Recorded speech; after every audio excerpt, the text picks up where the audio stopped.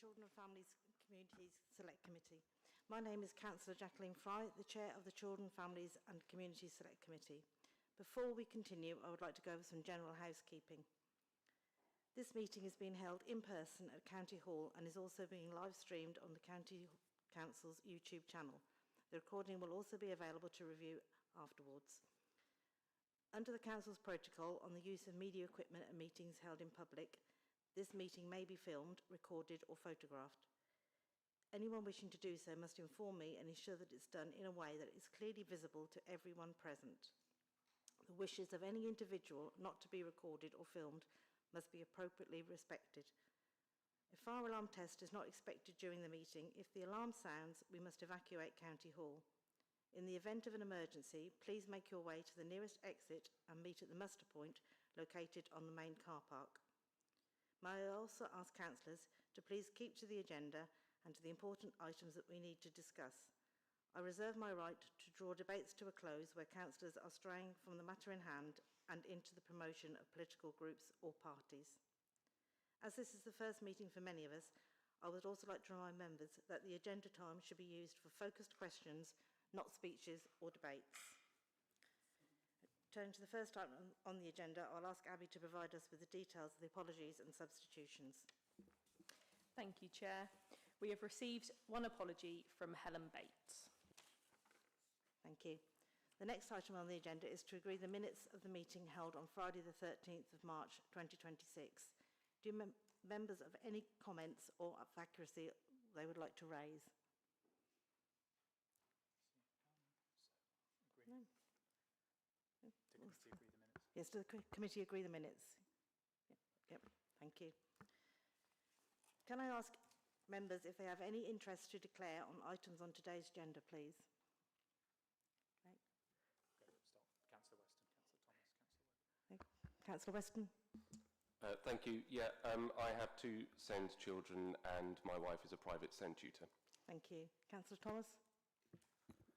It's just to advise that my wife's a staff member for Children's Services. Thank you. Councillor Webb. Thank you. I have a child who has an EHCP and attends a local authority maintained special school. Thank you. Thank you. Councillor Catchpole. I have a daughter that also with an EHCP and I'm a governor of a school for children with special educational needs. Thank you. Oh, thank you. Hi, I'm a teacher in a secondary school that's part of an academy trust in Norwich. Thank you. Councillor Griffin. Hi, I'm a governor of a primary school in Kingsland. Thank you. Anybody else? Yes. I'm a governor in a primary school, plus my wife works in an independent SEND provision school. Thank you. Thank you very much. So, updates from the Chair. I would like to use this time to briefly welcome new and returning members to the meeting of the Children's, Families and Community Select Committee. I look forward to working with you all. I would also like to welcome the students from Notre Dame and Heatherset High who are here to observe the meeting. I would like to thank the outgoing Chair and the Vice Chair, Councillor Brian Long and Councillor John Fisher, for their service on this committee. So, public question time. We received 2 questions from the member of the public. The questions and responses have been published on the Norfolk County Council website and copies have been distributed to committee members. Okay. Item 6, local members' questions. We have received 1 question from Councillor Maxine Webb under the urgency rules outlined in the Constitution. Councillor Webb, I have considered your question under the rules and do not believe it constitutes an urgent matter as no NCC policy has changed. However, I recognise the strength of feeling on this issue and would encourage you to raise the question as part of the scheduled agenda item we have on libraries, which is item 10. Okay. So, turning now to item 7, strategic and financial planning 27-28. Please can I ask Councillor Thomas to introduce the report? Thank you, Chair. Morning, everybody. So I'm just going to provide you with an introduction to the strategic and financial planning for 2027 to 2028, which you can find on page 12. So Cabinet has considered the appended annual report that brings the budget process for the next financial year, 27-28. Due to the election, we are bringing this paper slightly later than we normally would, but nevertheless, the overarching objective, as ever, is for the Council to set a robust, balanced and deliverable budget. The appended report, which starts on page 19, sets out in detail the financial planning context for the Council, and in particular the implications of the Fair Funding Review and the long-term settlement from government. So the key highlights are: the starting point for budget planning is the budget position and the medium-term financial strategy, also referred to as MTFS, approved by full council in February 2026, which of course you'll note is before the election. Detailed in section 2 of the appended report, you can find that at page 23. So this does include a gap of 35.927 million for 27 to 28. So at this point in the budgeting cycle, in the financial cycle, we add a further year to the financial planning, and the Cabinet has therefore agreed the recommendation to extend the plan to 2030-31, adding a further gap of 42.94 million. I would say that is a usual way of doing things. It's a rolling cycle. As one year drops off, we add another year on to the end, so there's nothing unusual about that. This now results in a total gap of 148.531 million for the MTFS period. The 27-28 budget gap is based on the planning assumption of a 4.99 council tax increase. This is in line with government assumptions, which you can see on page 27. So at this stage, the council has not been asked to decide the level of council tax. However, you should note that a council tax increase of less than the government assumption, which is 4.99%, will require further departmental savings than what has been included in the report. Every 1% reduction in council tax equates to roughly £6 million of savings that need to be found across the council. This is particularly important in the context of the Fair Funding Review and the long-term funding settlement. This anticipates a very limited increase in government funding for 27-28 and for 28-29, and you can see that in chart 1 of the report, which is at page 22. Any increase in funding is mostly based on the government assumed council tax increases. Tables 8 to 10, which you can find on page 33 to 34, allocate the savings gap across the departments, and this is based on the methodology that you can see on page 32 at paragraph 3.5. So Cabinet have already agreed the key assumptions, principles and approach to budget setting for 27-28 as set out within the appended report, and Cabinet have also agreed the budget timetable set out in table 7 at page 31. So an important feature of the budget setting process is the provision for a public consultation on budget proposals. This will take place between October and December 2026 to enable the consultation feedback, which will inform the budget setting process in January. Cabinet in October will consider and agree the proposals for consultation. The Select Committee may in particular wish to note that the timetable confirms the intention to engage with the Select Committees, that's all of the Select Committees across the Council, at 2 key stages within the budget process. So they are at this meeting, at your committee, to seek the Select Committee's initial views in July on the budget process and provide an opportunity for your committee to input to and shape the proposals being developed by the services. In November, your Select Committee will then have the opportunity to provide feedback and comments on specific proposals, which will have been taken to public consultation, along with any other views on the emerging budget. In addition, the Strategic and Corporate Select Committee will consider the final budget in a scrutiny capacity between January Cabinet and February Full Council on the 10th of February 2027.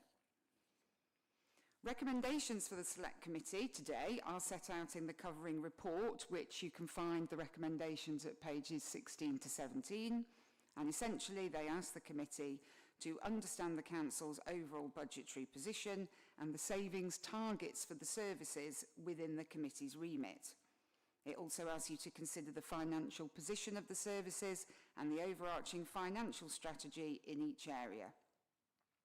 Thirdly, it asks you to provide the committee's views on the budget strategy and for the areas they are responsible for, including areas to explore for savings. So I am joined by officers today to answer questions on the overall financial position of the Council and the budget planning context, which you are being asked to consider today. The Select Committee report refers members to the Council's 26-27 budget book for details of the financial strategy and key priorities in each service. This also provides detailed information about existing savings planned within each department. And I think there's a link in the report to the budget book, and I have said in previous committees that I would refer to this as the Haynes Manual of Finance. So, recommended reading. In addition, representatives of the services are available today to provide detail of the overall service strategy and priorities, how this links to the budget, and any savings and transformation initiative. They can also talk about the service's key areas of financial risk and initial thinking about the development of savings for the 2027-28 budget, including opportunities to maximise efficiencies, deliver productivity improvements, and increase revenue generation. The Select Committee's views on the matters raised in the paper would be welcome to inform the budget process for 27-28. And just to conclude my introduction, this is the third time I've delivered this, and I would like to note the work of the officers who've produced the report. I'm very grateful to them. Thank you very much, Chair. Thank you, Councillor Thomas. Following the, does the committee have any questions they wish to ask? Yes, sir. Councillor Adams? Yeah, presumably we're diving straight into the debate, if that's what you're suggesting. Yes. Yeah, thank you. So I wanted to clarify. Thank That's you. right. Yeah. Thank you. So the paper states that exceptional levels of growth of demand will not be sustainable, and it's hoped to find opportunities for budget reductions, as is on page 20. So in a department dealing with statutory child protection and rising demand, trying to reduce that growth or drawing back, as I think it says, could be dangerous, and as could be forcing a further £3.8 million of savings in a department already facing £12.5 million of savings. So given that children's services demand is a corporate risk, what specific frontline protections will be put in place to ensure the £3.8 million of new savings do not lead to higher thresholds for intervention across the budget, across the service? I think that's key, because we're obviously dealing with very serious and important services here. Happy to come back with an initial response. So, in terms of SEND provision, the report that I'm putting forward today doesn't propose any changes to the SEND provision, and I think there's an agenda item about that, so officers can talk about operational delivery of SEND at that point. In terms of children's services, they are absolutely the highest priority for the Council and will remain so during the budget process. Protecting vulnerable children and meeting our statutory responsibilities obviously has to remain very much at the heart of the budgeting process, but today's report is about saying that that process will be in an open and structured way, but it's not about making decisions on individual services today. But it might be more appropriate for another officer to come in on that. Thank you. Thank you. Mr. Wilson. Yeah, good morning, everybody. Just a comment on that. I guess I would reflect that it's always been the case in children's services that you are having that balance between an investment in prevention and demand management and trying to work upstream to reduce the number of children or families experiencing a crisis that requires those top-end interventions. And therefore, in taking a strategic approach to the budget, we've come at it from the angle of a sort of themed approach of focus on inclusion, as just talked about, a focus on early help and prevention, a focus on the quality of practice, including at the edge of care and strengthening our interventions with families in order to reduce those crises, managing the care market, but also looking for efficiencies and smarter ways of working and ways in which we can do things in the leanest, most cost-effective way. and I would recognise the tension that you're describing, that actually if you risk reducing the quality of the offer and the size of the preventative aspect of it, actually you end up making a short-term saving that costs you further down the line. But equally, because of the level of cost pressure that there is, there's only so far you can go in taking savings out of the care budgets themselves, and therefore you do need to look across the whole of the operation and the staffing structure. So it will be my job and of the team's job to advise the administration on where that tension point is and what are the options. We'll always want to look as far as we can at the efficiency angle, and for example, the use of technology in the most recent world, AI is coming into play. We do think there's a big opportunity there, for example, to exploit that, to reduce the bureaucratic load on our teams, which would be, I think, a way of reducing the cost in the department in various ways and making ourselves more efficient without reducing the service quality. And that might be a way, for example, that we can see some new opportunities here to deliver efficiencies. But I wouldn't want to dismiss what you're saying, in that you're absolutely right to call out that if we reduce services in the preventative end, it risks being a short-term approach which won't be sustainable. And so at this stage in the process, I can't probably say any more about that, about where those opportunities might lie, because we're still working that through. But I think it's an important point to raise for the committee as we go through the different stages of this. Thank you. Did you want to come back on that at all? No, I thought the answer there was very useful. Thank you. Councillor Webb? Thank you. Yeah, just kind of agreeing with concern of that Councillor Adams has raised, and we always have this difficulty at this stage of the process because we see the figures but we don't have any idea of what that actually means in terms of how that's going to impact children and any of the services that we're delivering. So it's a really difficult kind of thing to comment, but I think it's right that we raise the concern because we know we are sort of under pressure to spend less and less every time. And the risks that have sort of been specifically referred to in here, that it would be good. I know that we're talking about October Cabinet, you said, didn't you? That's the first time that those papers will come out where we'll see the suggestions. Is that the case? We'll see the proposals, because obviously these ones have been referred to, and last year there were some that were talked about and then sort of not backtracked on but put aside because they needed consultation and there wasn't time to do that within terms of those budgets. So can we just have that assurance that all of those things that are going to need, the specific proposals that need public consultation, that there's going to be time and that's going to happen? Thank you. Hello, sorry, Councillor. Yes, your concerns are noted, and I will answer your question, but what I would also say, the previous two committees where I presented this report, there's been a bit of bewilderment is the wrong word, but councillors have felt that maybe they should have had a bit more information up front, so they're coming to this meeting, but as you rightly say, you can see the headlines, but you're not really seeing the detail behind it. So yes, there's the Cabinet. I can't comment on what happened in previous years because I was not a member of the council. But we have set out the timetable. I think it's table 7 in the report. I'll stand corrected, and we will be following that timetable. And what I would say is that it is for the select committees and for the members of the select committees to really engage in that process. And I know we've got councillors who are members of the committees who are brand new, and we've got councillors who are very experienced. And I think, the committee needs to take as much input as it wants in terms of working with the services via the chair to make sure that you are fully informed and fully engaged with the process. And I would urge all councillors not to feel that they're just being led along. The purpose of the select committee is to have a really fully engaged part in the process. Councillor Webb, did you want to come back? I appreciate the reply and absolutely the engagement of the committee, and I don't need any encouragement, so thank you. But it was more around, and I guess that's a continuation of what you just said, like specific, like for example, the Home to School savings initiative that was talked about last year, that I wonder is coming back, and there was a pilot and so on. So it's kind of the detail around that. And that's fine if that's coming, in October when the papers come out, that's fine. I understand that there's the process, but I just wanted to highlight it. Thanks. Any further questions? Sorry, James.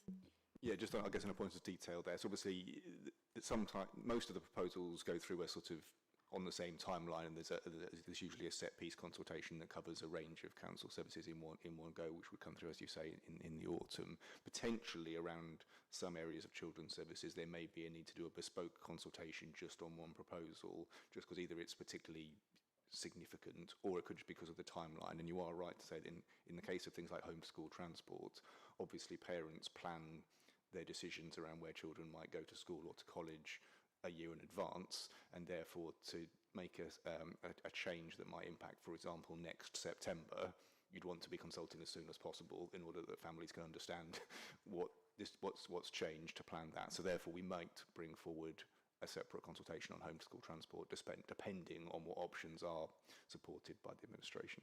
So just to be clear, that might be separate. Thank you. Are there any further questions? Okay. Adams. Thank you. Thank you for letting me come back. So,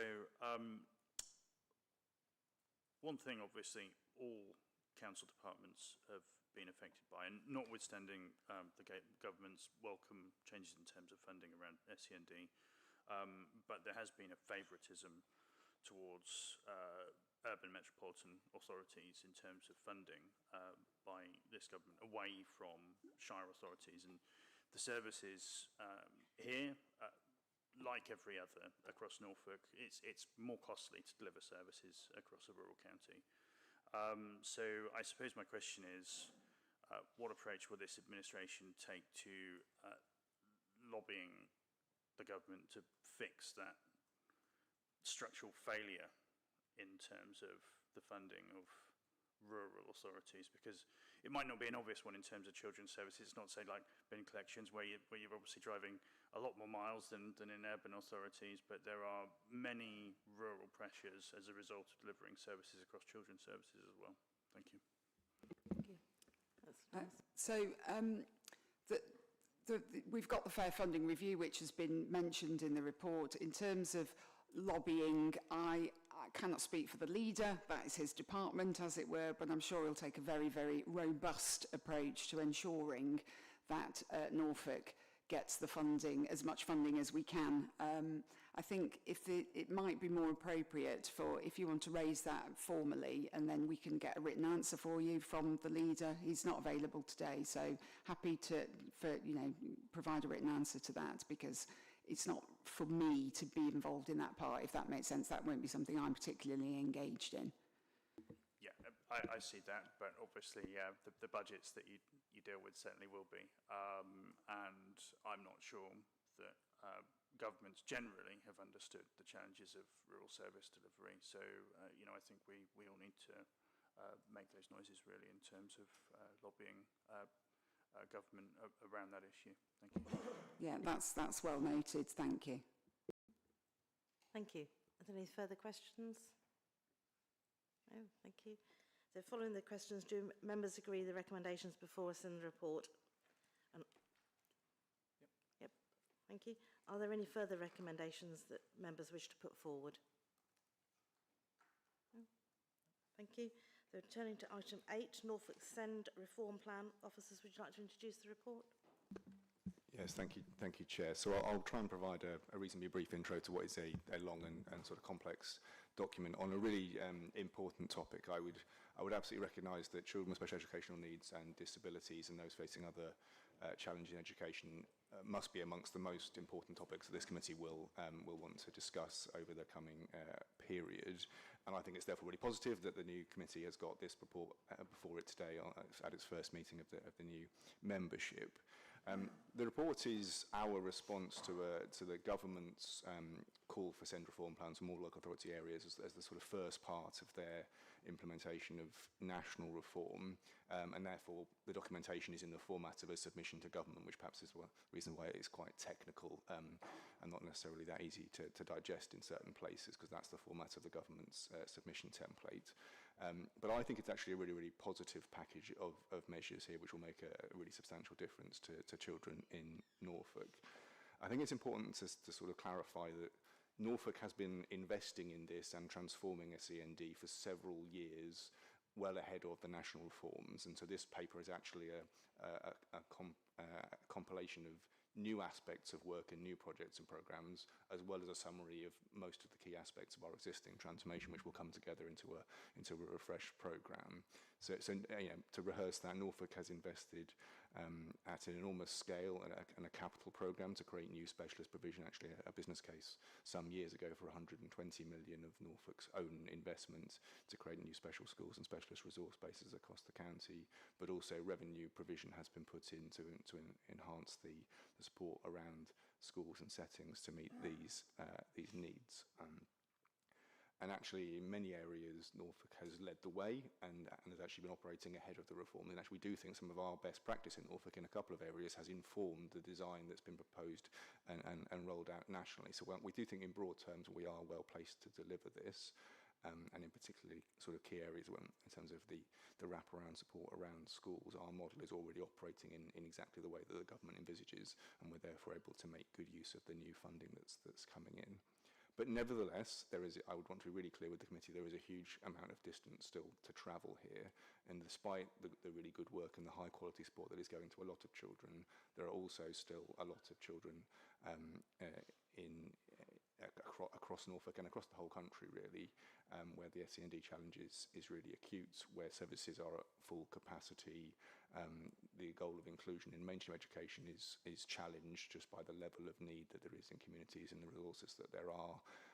And at the current time, therefore, there is a continual increase in children being referred into the specialist sector or dropping out of mainstream school, often as a result of their special educational needs, and that's therefore driven an increase in cost across the board, which has created a big financial deficit in most local authority areas and certainly in Norfolk. So this plan, I think, is a further substantial step forward in addressing that challenge. The core focus of it is on mainstream inclusion, and that is the government's agenda, but again, that matches our vision in Norfolk. It's about trying to create a maximally inclusive education system in Norfolk so that most children with special educational disabilities can flourish in a mainstream setting, whilst being clear that there will always be a cohort where a specialist setting is the right thing, and trying to create high quality provision for that cohort as local as we can. And we're therefore on partway through, as I would see it, a multi-year program of change to hopefully in the long run get to the place where the system works in that maximally inclusive way and the right children are in the right, getting the right support early and are in the right settings. So on page 41, 42, there's an executive summary that perhaps just is worth looking at in terms of some of the key aspects of this new program of work, which I think are really positive. You know, we are talking about hopefully a comprehensive rollout of that universal approach to inclusive practice across Norfolk's 450 odd mainstream schools. This proposal and the new government investment supports a further significant investment in new specialist capacity to wrap around those schools. So think about speech and language therapists, occupational therapists, specialist teachers, but also other different types of roles that we've come up with within our proposal, which would mean that schools have access to that expert help when they need it when working with those children with those additional challenges.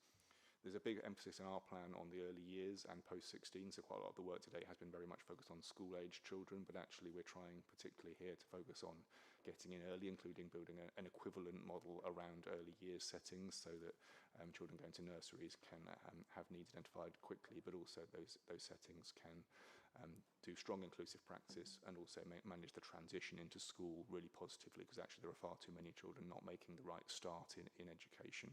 And that's a key focus for us, as well as working more intensively with post-16.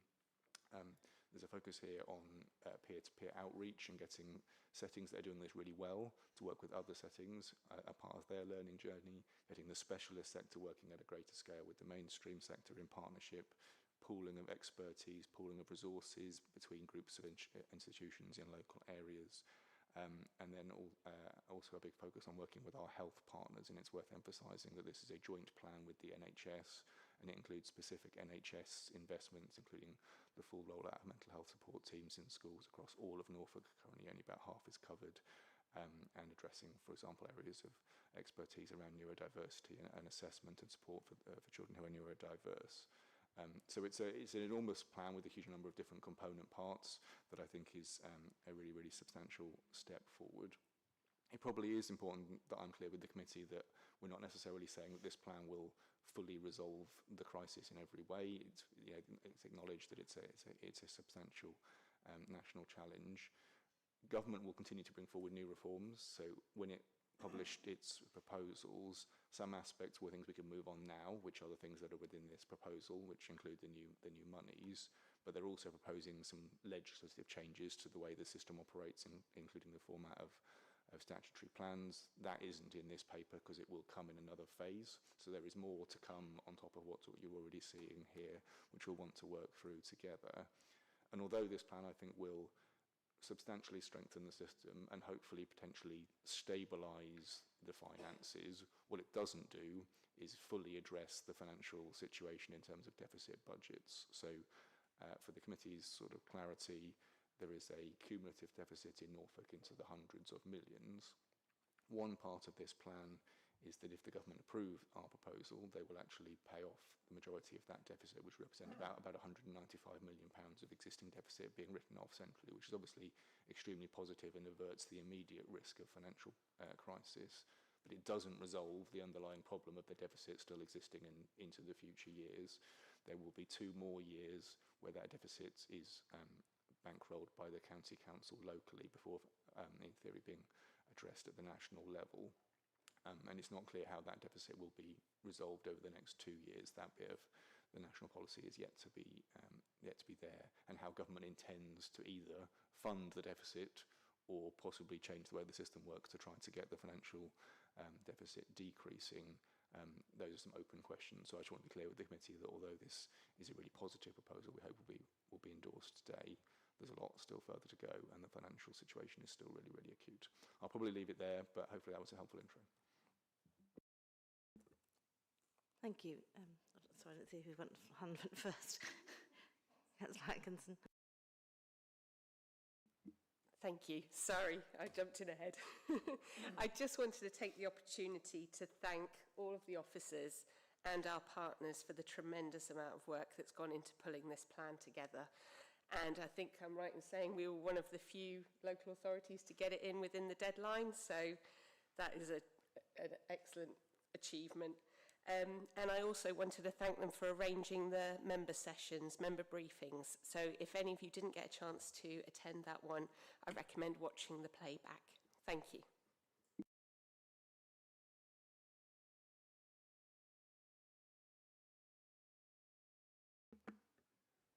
Thank you. I think Councillor Thomas was first. Thank you. Thank you, Chair. Thank you for this report here. There's an awful lot of positive in it. It's really encouraging to see. My apologies for missing the briefing of the day, but thank you for sending the link, which I have watched, and I think I've emailed a few questions to you. I wanted to ask specifically regarding the SEM bases, which are mentioned in here. And I believe I went to an exhibition over at Reefham School a few weeks ago where they're proposing setting up a potential SEM base for up to 24 pupils, I think. I could be corrected on that. It's kind of a twofold question. Is one, how will the transition from children, I do beg your pardon, 1 second. The transition from children who are in these bases going back into normal mainstream classes as well, how do you transition children back and forth? Because that can be quite disruptive to the day-to-day learning, the social side, the social aspect of it. And 2, in terms of each of these children will obviously have their own unique care plan if they're needed as part of this process, how that's going to work with teachers who are more frequently being left without TAs due to cuts inside academies, for example. How are we helping to maybe manage that as well to get the best bang for a buck there for these spaces? Thanks. Happy to have a first go at answering those. And I did receive your questions on the email. We'll get to that list. And forgive me, I didn't get the chance prior to today to answer all of those. In terms of special resource bases, which you're talking about, I think including the one at Reefham, effectively, the way that works, just for the committee's understanding, is these are specialist units but attached to a mainstream school, and the concept in most cases is that they vary in their nature according to the need profile, is that children attend for a period of time and are then reintegrated into the mainstream classroom rather than being in a specialist school that would be a permanent arrangement. They work slightly differently, but it actually it's already the case that children are already still paying part of their time in the mainstream. So when they go to the specialist resource base, they don't spend all of their school week in that specialist resource base. It's already designed as a mixed economy of doing some things with the main class, or perhaps attending, school assemblies and being as big a part of school life as they can in general, whilst having some of their teaching in that specialist sort of setting. And it's a pretty well-established model. So that's been working in Norfolk for a number of years. I can't remember when the first one opened, but actually it's a sort of nationally endorsed way of working. So in terms of that transition planning, it's a well-rehearsed, and there's a skilled team of people who oversee and administer that, and it is done child by child, but it is done as you describe on that phased approach. So it isn't a sort of overnight, you go from fully out of the classroom to back in. It would be built up in stages in that planned way. So I wouldn't want to underestimate how hard that can be, depending on the need profile of the child, but the success rate is pretty strong. I haven't got the quotable stat in front of me, but I think it is the case that the vast majority of children who we'd hoped to successfully reintegrate into mainstream do get reintegrated and do stay there. There are instances where it doesn't work and children fall back out into specialists, but that's the exception rather than the rule. So I think that's quite strong. Your second question was about the support around teachers in schools, and including teaching assistants and other roles. That's a complex picture. So I would say that this proposal and this SEND reform plan includes additional help that would be available to mainstream class teachers, the experts at hand as the government's concept, and our team around the school. It's also important to be clear that schools themselves will be receiving an amount of additional direct money from the government, the Mainstream Inclusive Fund, as part of the reform package, which is £6 million-ish for Norfolk, but actually £6 million spread across 400 and something schools isn't that much money. It's a difference, but it's not game-changing. Again, Norfolk has invested through the high needs block in quite a substantial amount of additional top-up funding, is the sort of old language for it, where schools can access additional funding, specifically where they've got a cohort of children with special educational needs and disabilities, to try to put a package around that. And that's one of the budget lines that's increased by a factor of it went from about 6 million in 2018, it was 36 million not so long ago, so you can see the scale of the investment in that. But you are also right to call out that at the same time, mainstream schools have been experiencing real terms cuts to their budget, which have probably offset that additional local investment quite substantially. And there are sometimes some misintended consequences. For example, just recently we had a further increase announced on teacher pay, which is probably welcome, but only partially funded. When it's only partially funded, that means that schools have now got a further deficit to find, and sadly in some cases it can be support in that space that is the thing that is reduced to find the money for the core teaching increase. And so I would absolutely want to recognise that schools are operating in a very tight resource envelope, and sometimes, even despite all the local investment that's been made, just don't have the resource to fully do what they would like to do and have as many roles over and above their core staffing that they would have.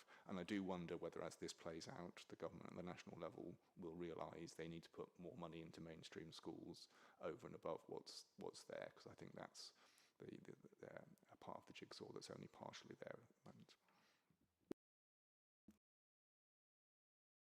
Sorry. Can I just... Did Jane want to come in on that one Good as morning. well? Yeah, Thank you. That's brilliant. I just wanted to kind of reinforce what James was just saying, but to add to that around teaching assistants, that having led special schools and been a part of mainstream system across the last 30 years, there absolutely is a role for teaching assistants. However, what I would say from a leadership perspective I found was that there are an awful lot of things that are part of your universal offer when you're leading a school, around how you create an environment, how you train your team to fill them with the confidence and the knowledge to shape environments that are appropriate for a multitude of complicated individuals in that classroom.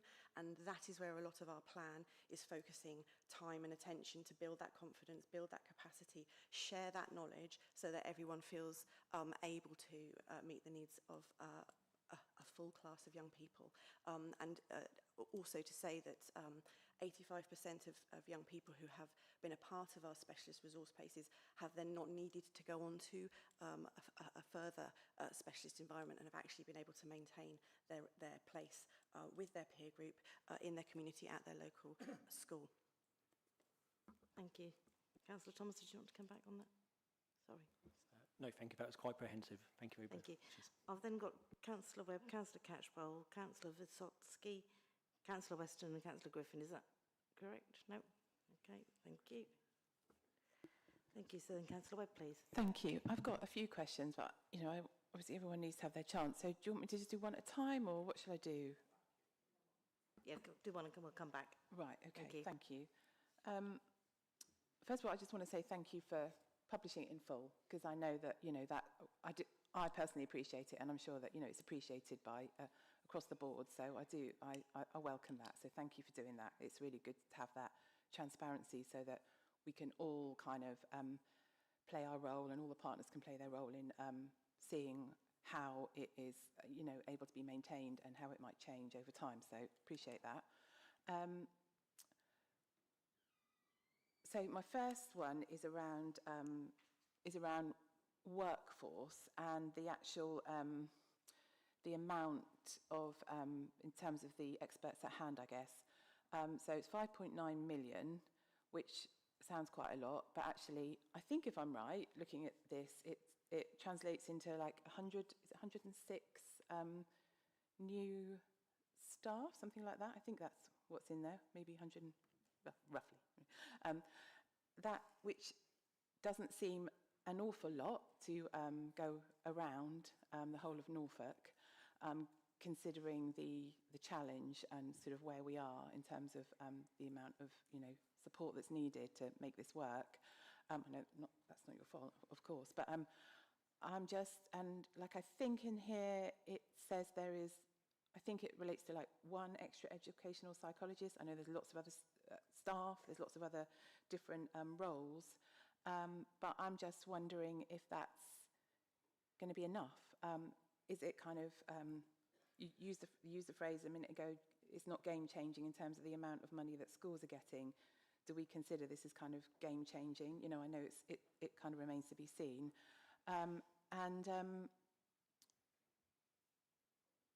Yeah, I guess that's, and competing with other local authorities going through this process in terms of recruiting the experts and the extra staff that we're going to need, and how that is going to play out, because, you know, it's no mean feat, is it, getting recruiting new staff of sort of high caliber, you know, when you're competing with other places. So thank you.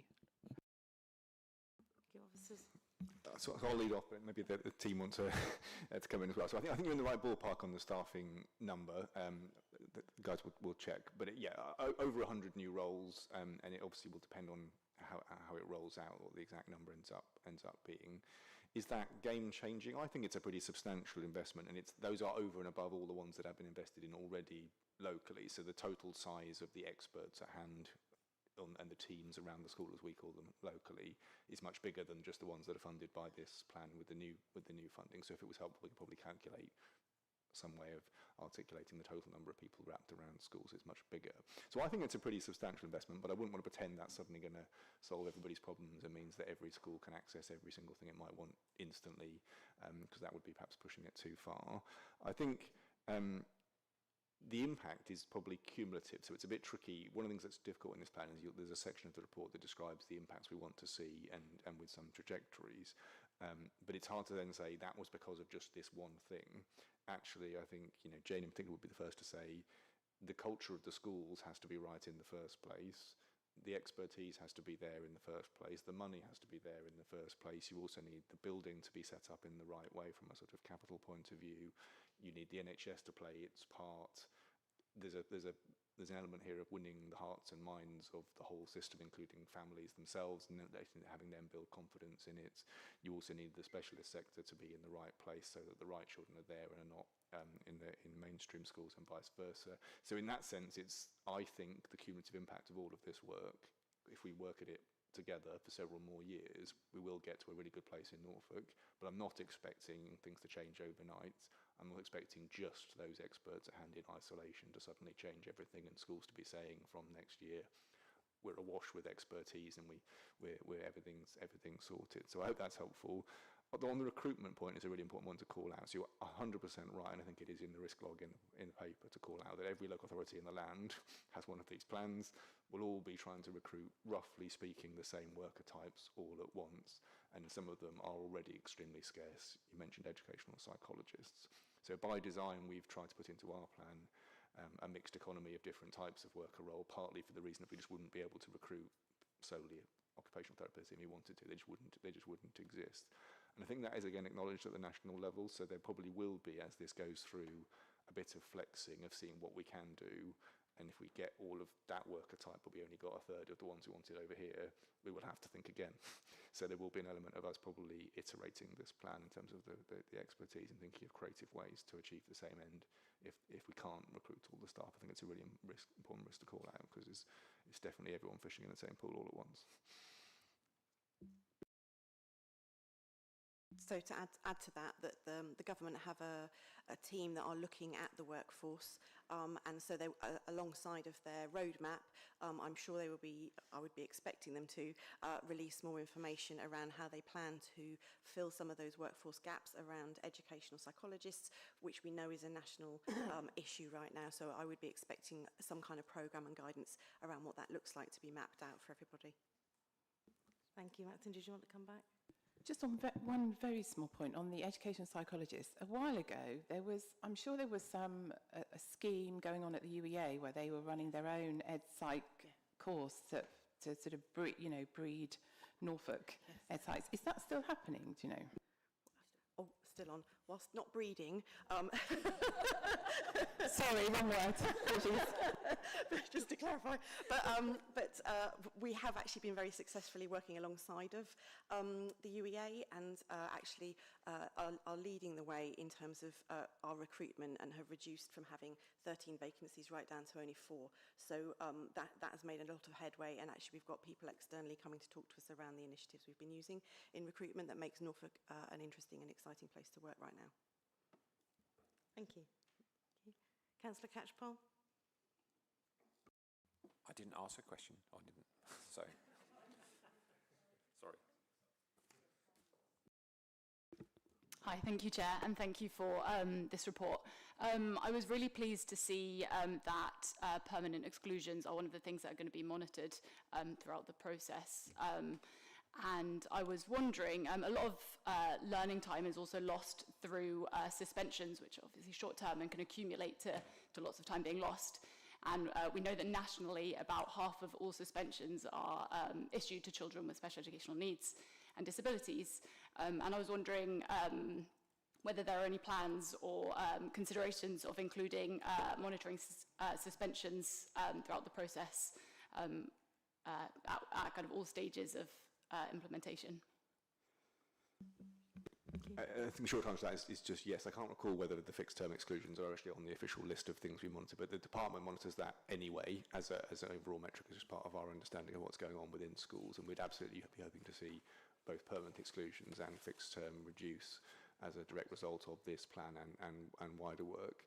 I do think, that's a classic example of actually, if this concept works, if the expertise wrapped around schools enables them to meet need earlier, but also to understand children's behaviour and what's driving it perhaps from a neurodiversity point of view, for example, then they will probably respond more effectively, and then children will not behave in a certain way, which would then have previously triggered an exclusion. And it's no more complicated than that, really. So we're absolutely hoping to see that happening, and we are already seeing in some areas of the programme that already exists some strong practice in either individual schools or trusts or groups of schools working as in a patch, particularly in the Kings Lynn area where they formed one of the early partnerships. You can see quite a tangible impact on exclusions directly as a result of us working in that different way. And I do think schools collaborating with each other is a really important part of the picture on exclusions, partly because they can challenge one another to say, actually, well, we had a child with a similar situation to this and we did this and it worked, so therefore let's not jump down the exclusion route too quickly. But in other cases, it can be about children moving between schools positively to avoid the exclusion, if that makes sense, because sometimes children just need a fresh start in a different setting. So that collaboration between schools is really important, as well as what goes on within each individual classroom. So we're really optimistic, and I would hope it would affect the fixed term exclusions as well as the permanent. Great, thank you. Thank you. Councillor Weston. Thank you, Chair. Well done for pulling the plan together and submitting it on time. It took me several sittings to read it all. There's some really good and positive things in the report, but my concern is around the metrics that have been chosen to measure success of the plan. There are two headline measures particularly that I'm concerned about, and one is the reduction of persistent severe absence rates, and the second is the reduced requests for special school provision. So I think as kind of KPIs, they're too blunt, and I would argue they're kind of potentially looking at the wrong thing. So when you look at absence, for example, there's a case that, you know, children, particularly around things like autistic burnout or emotionally based school avoidance, absence is a more holistic view of absence actually shows that the system is responding to the needs of the child.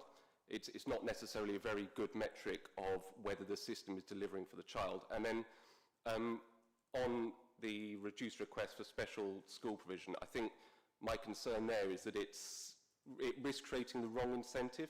So a reduction in requests is not success if it means that children who genuinely need that specialist provision are discouraged or delayed or left in unsuitable settings because the system is trying to meet a performance indicator. So I guess my question is, where are the child-centred success measures? So things like happiness, belonging, engagement, progress, and crucially whether children and families actually feel better supported by the system. Thank you.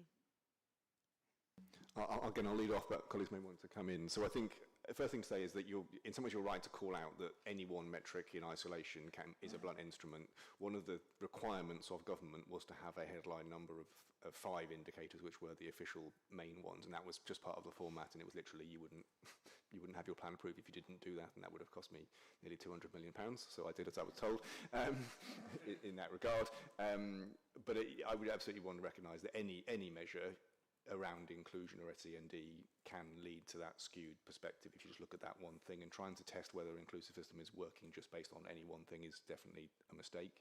I want to reassure you that within the documentation there's also a longer list of local measures that would accompany the 5 headline ones. On the 2 you've mentioned, I guess persistent absence is right. Again, that's where the subtlety lies. So I wouldn't want to be seen as almost punishing children and families for their absence if actually what's going on is that they're being let down by the education system not being set up in the way to meet their needs.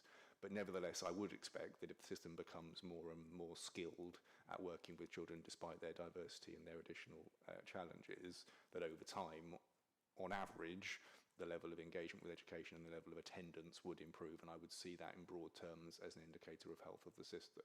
But you're absolutely right to say, if you just look at that in isolation and chase that metric, we could end up with some slightly perverse things going on, and including, as we still hear about, you know, the system, for example, of parents receiving fines for absence, acting somewhat separately to the conversation that's happening over here about SEND, and we're trying to join that up, but it's not so easy.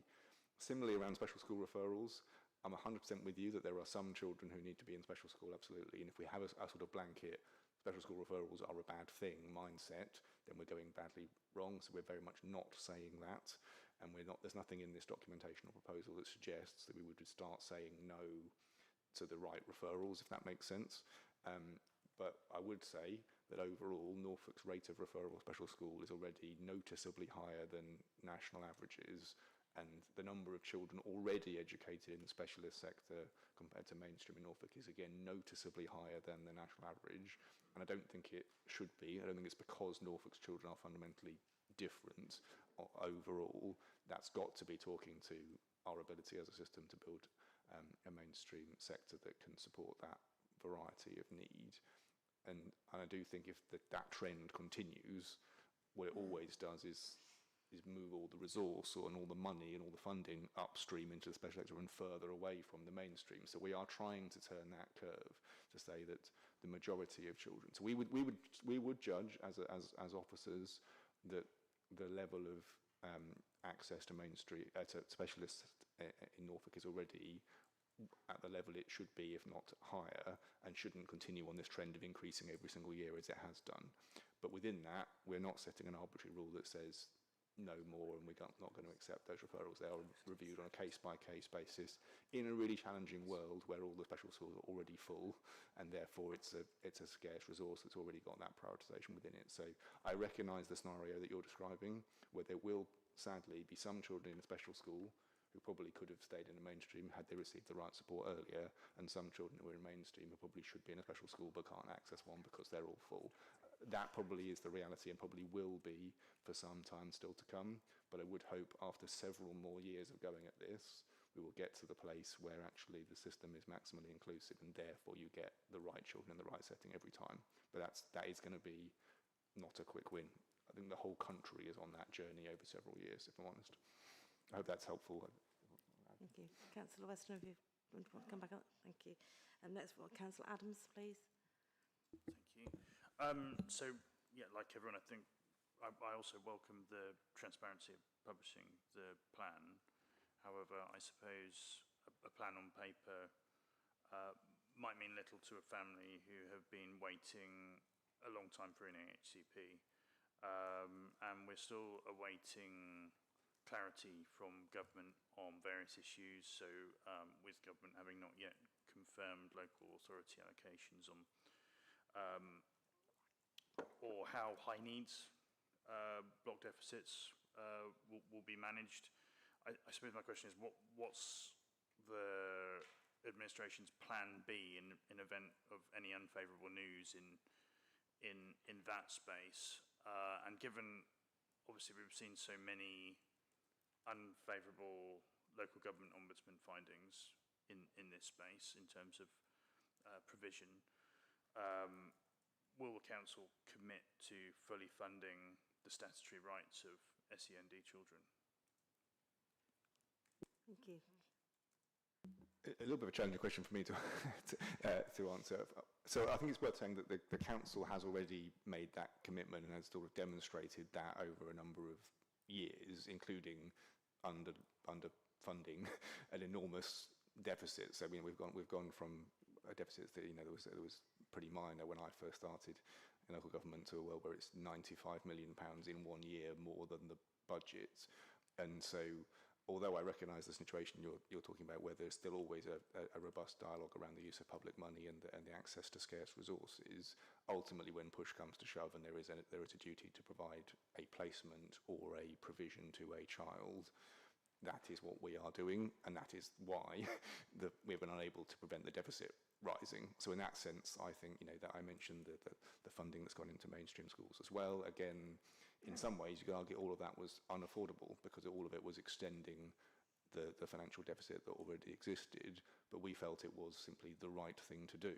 And if we were ever going to have a fighting chance of turning this round, we needed to invest at that scale. And I would also highlight that the council, and so I'm not trying to get too political about it, having had a change of administration, but Norfolk County Council has invested an enormous amount of its money in this in a way that was never previously envisaged. The concept was that SEND was funded entirely separately to the main council funding, all as a share of the DSG, the Dedicated Schools grant, but actually in a whole variety of ways, Norfolk County Council has put money into what is a national challenge, whether that's the hundreds of millions of capital funding, the servicing of the financial deficit ourselves, but also our own revenue funding into various supports around schools, all because ultimately that duty exists and it's the right thing to do for children. So I'm not going to pretend it's perfect. I'm not going to pretend there aren't families waiting and children in challenging circumstances, but I would say Norfolk has put its money where its mouth is to try to do the best possible job in that challenging circumstances, and there's no plan here or otherwise to not stand behind statutory duties. Okay, did you want to? I suppose the obvious question is, will that commitment continue? Wendy. Yes is the short answer. We have to deliver these services, so yes, we will have to find the money. That's why this plan's come along, though, because we need to get that deficit brought down, and we also need to develop in such a way that in the future the services could be delivered smarter. Thank you. I've got Councillor Webb, then Councillor Catchpole. And then Councillor Lister. Thank you. Thank you. Yeah, I wanted to ask about the importance of this being kind of an entire system approach. And I did mention this the other day in the briefing that the partners in health that, you know, around, for example, speech and language therapy, occupational therapy, mental health support teams, the NDD pathway and the assessment, which is in here as a,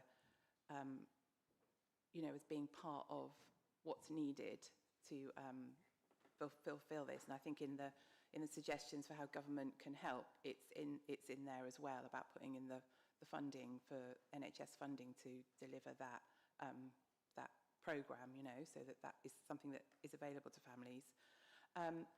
So I wanted to, and I also want to mention social care in this aspect as well, because obviously we've got this extraordinary prevalence of SEMH, and we know that, or you know, there is a notion that some of that need isn't wholly about a special educational need in itself, but there may be other factors that have contributed to a child presenting in a certain way, and that's sort of reliant on, you know, early intervention and other intervention other than just educational approaches. So in terms of the social care that a family and support that a family might be receiving when a child maybe starts to present in a certain way, I'm interested in what part that might be playing in this plan and what we've done internally. I'm not sure there's a huge mention of that in here, but it's a very long report, so sorry if I've missed it. So that, but also particularly around the health partners, and it's one of my recommendations would be that we do bring some of that out, not the whole thing, some of those issues out and ask for them to be considered through HOSC, potentially, so that those partners and those services can be monitored and you know, kind of held to account in the part that they're playing in delivering this in the longer term. Thank you. Thanks. So I'll have to defer the bit about Health Oversight Committee because I can't speak for them as to whether they would have an item, but that seems a sensible suggestion to me. So I guess on the topic of health input to this and integration and commitment, it's worth clarifying for committee that this is a joint plan with the NHS. When we were instructed to produce it, that instruction came from Wes Streeting as Secretary of State at the time, as well as Bridget Phillipson, Secretary for Education, and it was you must jointly produce a plan. This plan, therefore, has been formally endorsed by the Integrated Care Board's executive management team and as the signatory of the Chief Executive on it, and therefore the commitments that are in here that are health related, for example, to mental health support teams in schools and addressing the neurodiversity pathway waiting line, they have signed off that language in that terms and those specific targets and will be charged to stand behind them. Similarly, the new investment we have designed with our health partners in terms of the experts a hand package, if you like.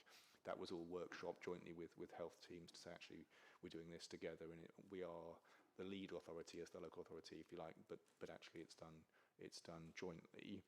I would say the NHS haven't really had their own separate investment of new funding to fund their bits of it, if that makes sense. So that neurodiversity as an example, at the current time, I believe they're having to find that money locally in an already stretched NHS budget, whereas in other areas like mental health support teams, I think they have got ring-fenced national funding. But I wouldn't want to downplay that they're also in a tough situation resourcing-wise and being asked to prioritise this amongst competing priorities.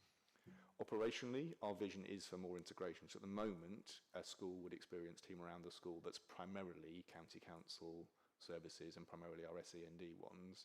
Over the course of this plan, more and more of the health services would also be around that table for the same conversation, which I think picks up your point around, yes, it might be that the presenting need is social, emotional, mental health, but it may well be that that's actually being driven by something educational, something social, possibly a genuine mental health condition.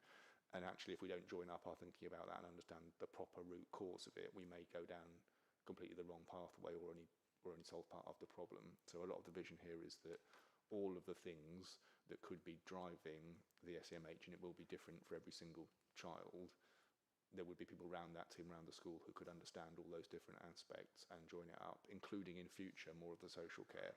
So again, I would acknowledge at the moment our social care teams are accessed largely separately to the team around the school, but over the course of the next few years we are looking to join that up more as well, because you're exactly right that sometimes it is a social thing going on as well, and particularly in the early years space through the Best Start in Life programme, there's a real join up in this plan to try to get that understanding and get that early family support, if you like, in, as well as anything that might be happening in the nursery or in the primary school. Because if we do the right thing in nursery and primary school but we don't address what's going on at home, you don't get the impact you want to see. So I think you're right to call all of that out. I do think if we can land all this in the right way, we've got a fighting chance of addressing it. Thank you. Is it my turn? Yeah. Oh, I appreciate that. Thank you. Just on the early years element, I was a bit disappointed that there wasn't an allocation, I don't think, for an early years specialist teacher in the first tranche. There seemed to be a gap for early years. And I can get the page number if you want me to, that would help. And I want to put a shout out to Portage. If there's a specific, any of this as it comes forward, and in terms of what you said about social care and the work that's being done, I appreciate this is the plan, and that's great. But going forward, if that could sort of be broken down a bit more as to where the different sort of strategies and the different work that's going on within. I know you've got your 4 workloads. It's not called that, but whatever they are. Sorry. That we could see some of that going forward when at committee, but that can be discussed another time. But yeah, is Portage part of the plan? And yeah, just around that early years gap. Thanks. So I might need help from colleagues in terms of the specifics of the bits. So to be reassured, there are definitely new investments in new roles focused in the early years within this plan, area Senkos, but also some specific additions to the Healthy Child Programme, if you like. So baked into that, that's Public Health Commission funding, but we've worked with those teams to make some further additional provision available linked specifically to children with SEND, who are also part of the Best Start in Life Healthy Child Programme. So our colleagues may want to come in and explain why you've not seen them in the right table, but be reassured they are very much there as a core focus for us. What was the second part of the question? Sorry, it was Portage. Yes, sorry. So is Portage part of the plan? Yes, in the sense of they're one of the services that are available in this space, and as you say, it's a really strong service. We haven't, within this plan, got a proposal to double the size of the Portage service, for example. That didn't come through, I don't think, from our workshops particularly strongly, as the biggest gap in Norfolk is that. So we've tried to steer the investments to where either the data or the expertise in the system and the feedback from schools, from families themselves said this is where we need the money the most. And I don't think Portage came out top of that, but I would, in some ways, of course, if we could fund more Portage, we would want to.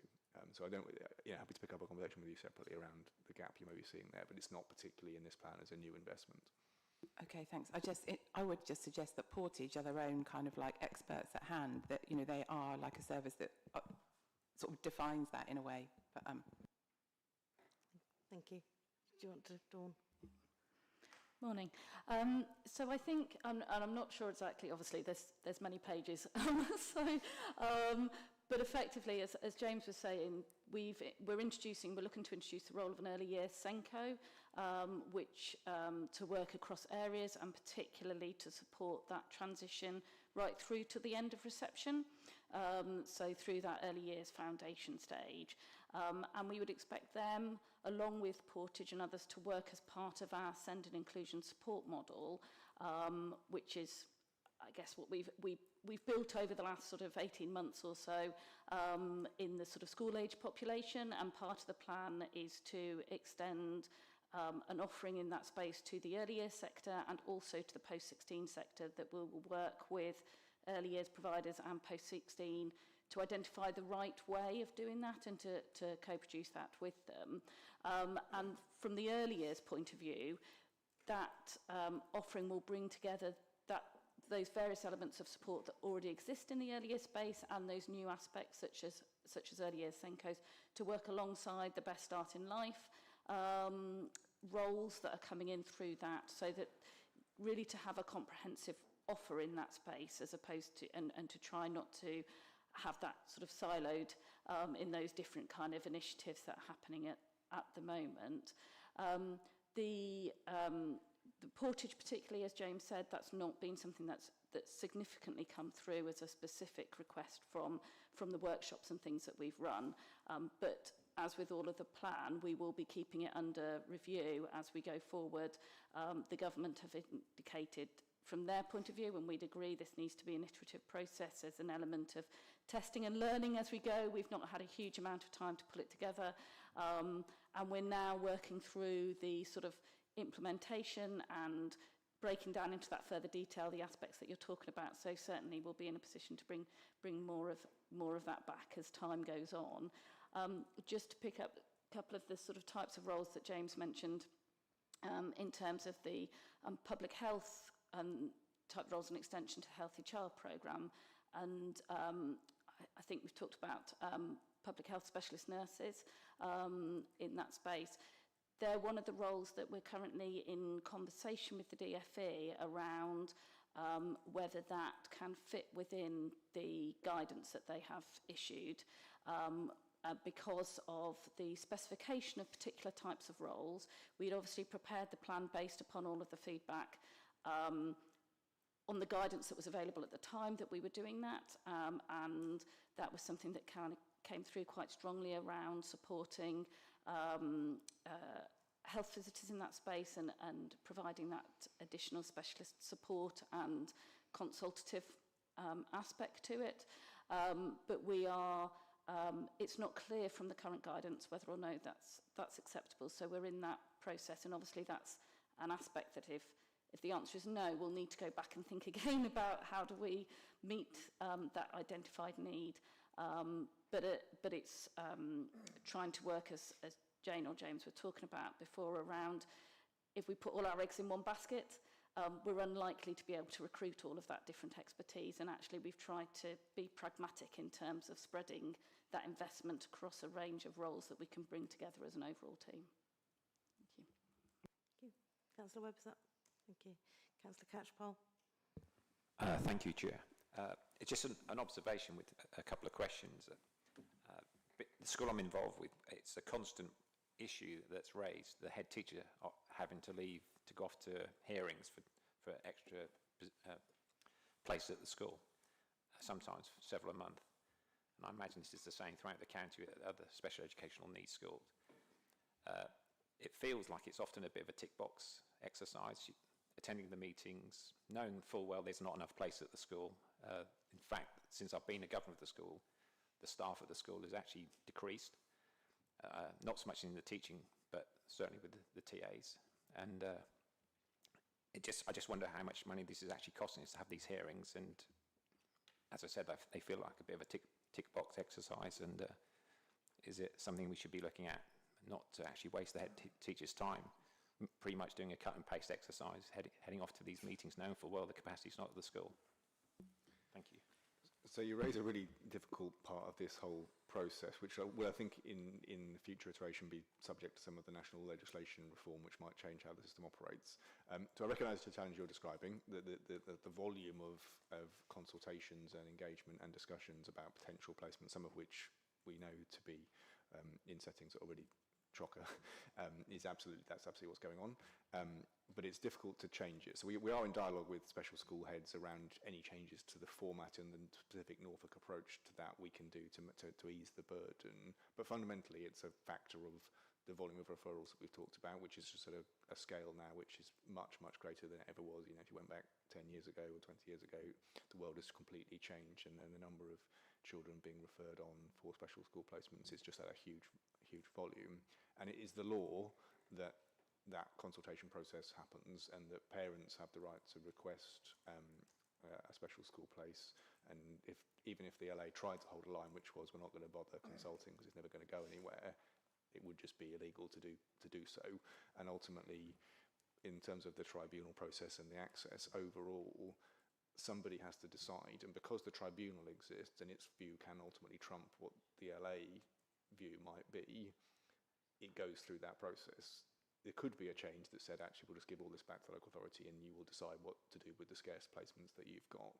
But that's not how the law operates, and obviously does. The positive side of that is that it means that families can push and make sure that they get the right level of support, but that tends to lead to a lot of people all wanting a very scarce resource, most of them being disappointed, and then often what happens at the tribunal is we end up making a different special school placement, often in the independent sector, sometimes out of county, because we all knew all along that the special school was full locally, but that was the one named by, in the particular EHCP application, and therefore, even if you've got 20 families after one place, you have to discuss that with all 20 families, and it would be illegal to not do so. And that, of course, implies a legal cost as part of the process, as well as lots of head teacher time. Thank you. Dawn? I'm just going to come in there and say that I have been that head teacher, so I fully appreciate that position. But what I would say is, in that space, I had always appreciated that it was important that I had my say to advocate for the integrity of what we did in our building, and that we had that conversation about the risks of taking that additional young person, and that was exercised in a transparent way. So I do think we need to change the system. That is what is coming through with the reforms, and we wait to hear what the guidance is. But whilst I appreciate the difficulties, it is really important that the conversation remains and happens. Chair, may I ask, the funding, do we actually receive any extra funding based on number of tribunals hearings we have, or is it just comes out of the pot? No, the legal cost is a cost, and it costs to the county council's budget, sadly. We're obviously doing everything we can. We are creating new special school placements to improve that capacity. We're also working with special schools that exist where we can sensibly increase their capacity to avoid the world where they're having to put children in a way that's right, pushing at the margins of the physical space that exists. We are trying to work with them pragmatically, but the issue exists and probably will for some years to come. Yeah. Thank you. Thank you. Thank you. Councillor Lister? Can you hear me? All good? Yep. Good. So looking through this report, obviously we have the ambition of hitting an 18-week assessment deadline. Is that roughly right? Yes? Yes. I guess what assurances are in place, what safeguards really is the word, to make sure that the quality and accuracy of the assessments aren't impacted, as I fear that a child may be misdiagnosed to kind of meet a deadline? So it's tricky one for me to answer that in detail, because that's an NHS-led function rather than a county council one, if you're talking about neurodiversity assessments, which I think you are. And perhaps to Councillor Webb's suggestion of focus on via the other committee, that could be looked at in more detail. So there was a separate business case put forward within the NHS to fund that move from where we currently are with waiting lists, which is multiple years to get an assessment down to 18 weeks. So I haven't personally signed off the detail of that business case, but for reassurance, it isn't just the same number of people being asked to do something in a less good way. It is a new investment of new money to bolster the size of the team, and therefore hopefully get to a place where it's happening much quicker. But I would also emphasise that in some ways, from my point of view, the more exciting part of the plan around neurodiversity is the more preventative work, because actually the diagnosis is helpful and can help everybody understand what's going on for that child. But if actually it then doesn't lead to any changes in the classroom or any actual extra help for the family, it doesn't do much good. So a big part of the plan here is to try to get away from a world in which the neurodiversity experts in Norfolk are currently so overwhelmed with demand that they spend all of their time doing assessments and diagnosis, often several years after the child has been initially referred in, and they have no capacity to go and work in the community with schools and settings to actually advise anybody on how to do things differently. They're just literally trying to get through a waiting list of assessments.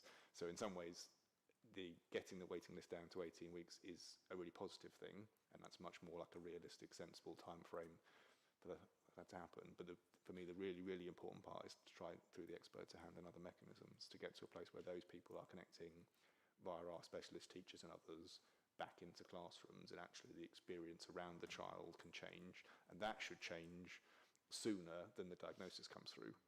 I would be fine to some extent with a world in which we get the help in the classroom changed within weeks, even if a diagnosis only comes through quite a bit further down the line, because that's the really, really critical bit. Thank you. Does that answer your question? Thank you. Thank you. I've got Councillor Brodsky again, please. Hi, thank you. So one of the risks flagged in the report is the high costs of the independent sector. And given that it will take a while to move away from relying on the independent sector, I was wondering what the kind of plans are to keep the fees low. The report kind of talks about robust commissioning arrangements, and we've had those in the past. So I was wondering if there's any more detail available on how successful they've been, and yeah, how we plan to continue those. Thanks. Yeah, thanks. So again, another really important area and a really difficult area to address under the current system and the current legislation. So we have made some progress in this area, and we've been working to encourage independent sector to work with us in a kind of open book way and to understand their costs and why they're charging what they are, and to enter into some, we have an additional enhanced sort of brokerage team now who work with them in quite an intensive way around the prices. But ultimately, at the current time, because of the level of demand, there will always be the next child to take up that placement. And actually, as it goes through the tribunal process I was just talking about, we're in a particularly difficult financial situation where the tribunal directs a placement, and then after that point, the independent sector placement can tell us what they want to charge us. And we are, of course, over a barrel economically in that particular scenario. On the more positive side of that, the government reforms do indicate a move to a more structured framework of pricing over time, where there should be some structure in around and sort of price bandings, if you like, for a particular need profile that the independent sector would in future have to adhere to. So that's not law today, and therefore doesn't immediately change the game, but I guess it does provide some leverage. So again, as part of this next phase of work, we want to sort of restart that dialogue with the independent sector to say, well, that's coming. You probably need to start changing how you're operating today, because if in 2 or 3 years' time, what you're currently providing and charging isn't going to be affordable, isn't going to fit within that framework, can we work with you proactively now to start to change that model? And although I'm not trying to decry the independent sector, some of the provision is fantastic, we wouldn't say that it's 2 or 3 times as good as the maintained special schools that come in at that lower price point. So from my point of view, we get just as good a provision in a maintained special school as we do when we pay 3 times as much in the independent sector, if not better. So I do think there's a move that can be made there. And if you just switched all the independent sector placements overnight to the price point of the maintained special schools, you would take out 2/3 of the high needs block deficit in one stroke, I think. Getting that about round. Dawn will kick me, that's probably slightly wrong, but a lot. So that leverage, because that law is going to change, it looks like, that does allow us to reopen that conversation as part of this and hopefully get a bit of traction with the independent sector. But in reality, to a large extent now, they can charge what they want, and they can open up new provisions that will be quickly filled, and we haven't been able to change that dynamic. Thank you. That answers the question. Thank you. I've got Councillor Weston, Councillor Webb, Councillor Griffin and Councillor Catchpole. Councillor Weston, please. Thank you, Chair. There were a number of consultees involved in the development of this plan, and I'd like to understand how feedback from each group was weighted, because from reading the plan, and it's a big plan so I may have missed it, I don't think it was clear to me how direct parent and child experience shaped the final proposals. And I say that because we know parents are fighting through a system of complaints and appeals and tribunals, as we've discussed earlier.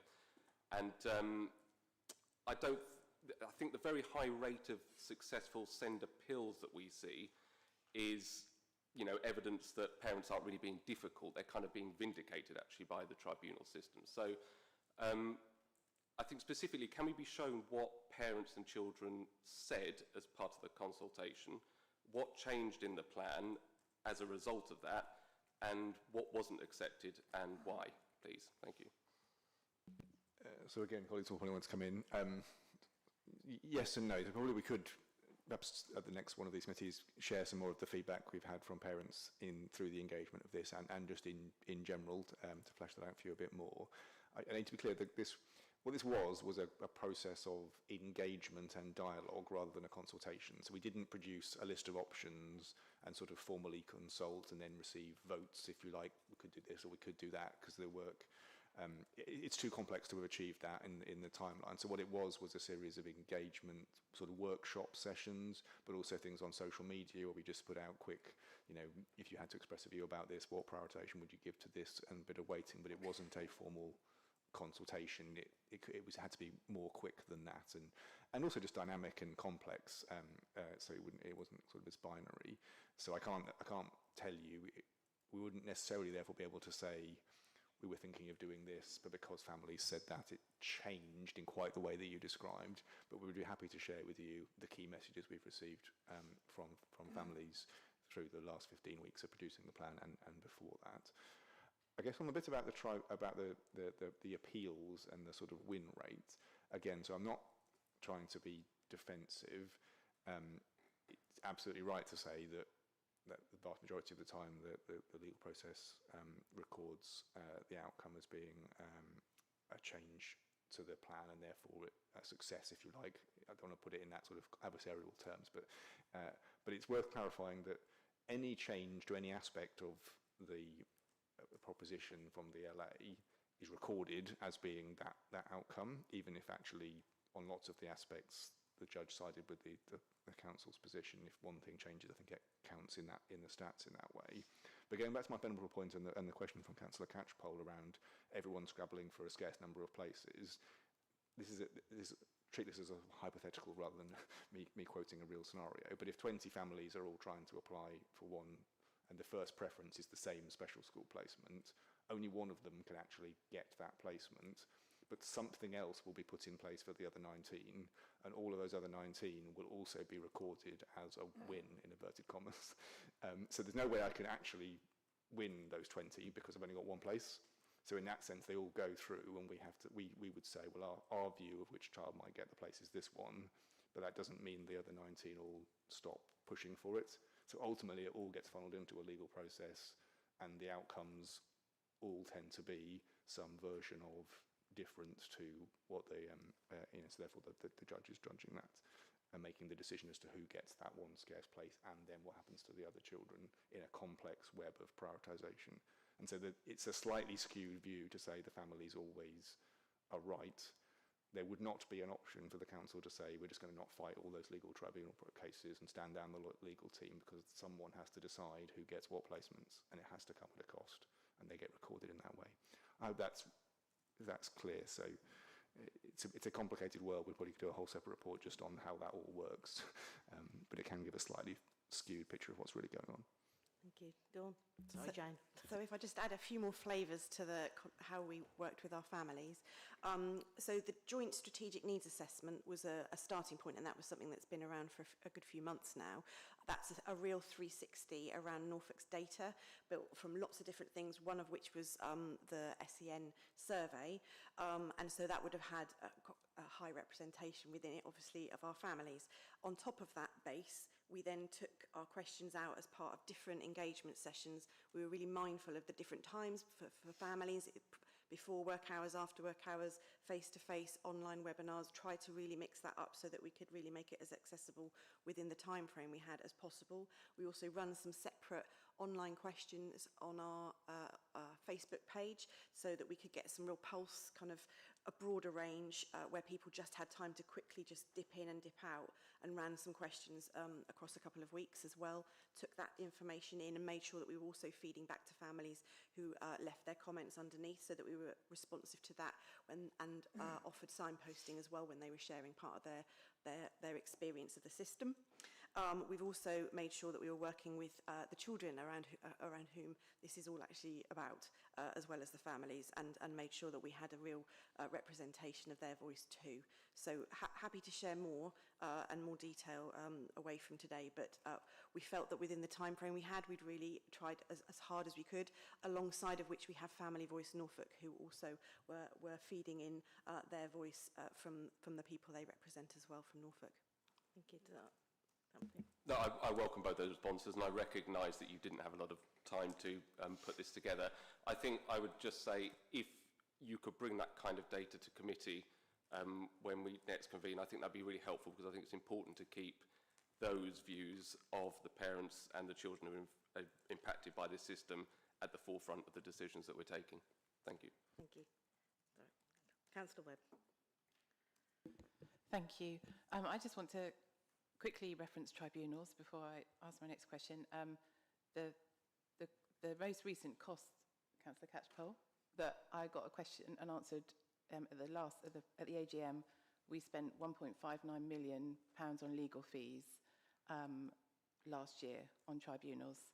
So hopefully, as an administration who are very much focused on value for money, then I've been campaigning for a long time for us to try and do things differently so that that isn't the outcome and that we can work better with families before we're getting to that stage. And I'm hoping, well, I'll have a conversation with Councillor Atkinson next week, so I'm hoping that maybe, something can happen, because I think that there are opportunities, and just kind of referencing what James said about, needing to have the legal system and so on, which I do understand that there is a point during the appeal process where that has to happen, but there is also, a mediation service that should hope that it was set up so that we didn't get to that point. And I think at the moment that is so stretched and under-resourced that isn't happening. So the appeals potentially don't even need to take place if we can get those conversations earlier on and get support in place and so on, and have those conversations, because it isn't always about a specialist place. I know the majority of them are, but sometimes it's about provision and support as well that appeals are for. And if those things can be agreed and, have some kind of agreement made between the local authority and the school and the family, then maybe we can stop some of this, pursuing as we do, because it is deeply traumatic, stressful, upsetting, and time-consuming and expensive and horrible process. I've been through it myself and it's horrible. On that note, I just want to just bring up the children and young people who have EHCPs already that we currently have within the system, and just ask that they don't get lost in all of this, because this is obviously, the plan is obviously centred around improving things in the, in the mainstream and putting all this extra support in, which is good. I mean, I'm all for a much more inclusive system, but there are problems within the space where families whose children have EHCPs, getting conversations with their coordinators, getting support. It's a stretched service, it's a stretched team, I know, but it makes it very difficult for when there are issues going on for those families that have already been through the system, got the EHCP. It doesn't stop there. That's not the point at which everything is magic. And I think that it would be really good to acknowledge and look at what is being done in that space. There were some terrible stories in the press last week about families who it was a whistleblowing story from a local authority, don't know which one, about how they were talking about families and stopping, blocking provision and all of that. And, I saw lots of comments from Norfolk families as well, saying they identified with that. I'm not blaming anybody or calling anybody out, but it is a problem. And I think that I just don't want those people to get lost, so that we are focusing on supporting every child that has an EHCP and supporting every family as well. Thank you. Who has a special educational need, I meant, sorry. I'm just conscious of time, so after you've answered Maxine's, we'll just take the last two and then go to the recommendations, if that's okay. So just to answer the first part, which was around the EHCPs and the coordinators and the children. So obviously the plan, lots of young people with EHCPs are still accessing education within mainstream settings. So we'll see the benefits of this plan. Equally, part of our work has been to explore how we make sure that there is more time for our coordinators, so that they have the capacity to do more work directly with families, so that they are there to be as responsive as families want and need. And so part of what we're looking at is how we can use AI in the future, but that is very much at an exploration and development phase. It's not something that we have launched wholesale, but we have run small trials with some families who knew that that was happening as part of a trial. It has been a very small scale exploration at this point, but we believe that it could have a really powerful impact on how we shape and support our families. But it will never replace the importance of people, because that's what we're trying to achieve, is more contact with our families rather than less. And so we want a quality document that represents the young person. It will always require our coordinators to bring that together and to be a part of the conversation with the family around making sure it represents the young person and their needs. So I just want to make sure that we understand that it's very much around getting the balance right, but we believe that that would help build some capacity for our team to do the piece that our families are asking for, which is more time with them directly.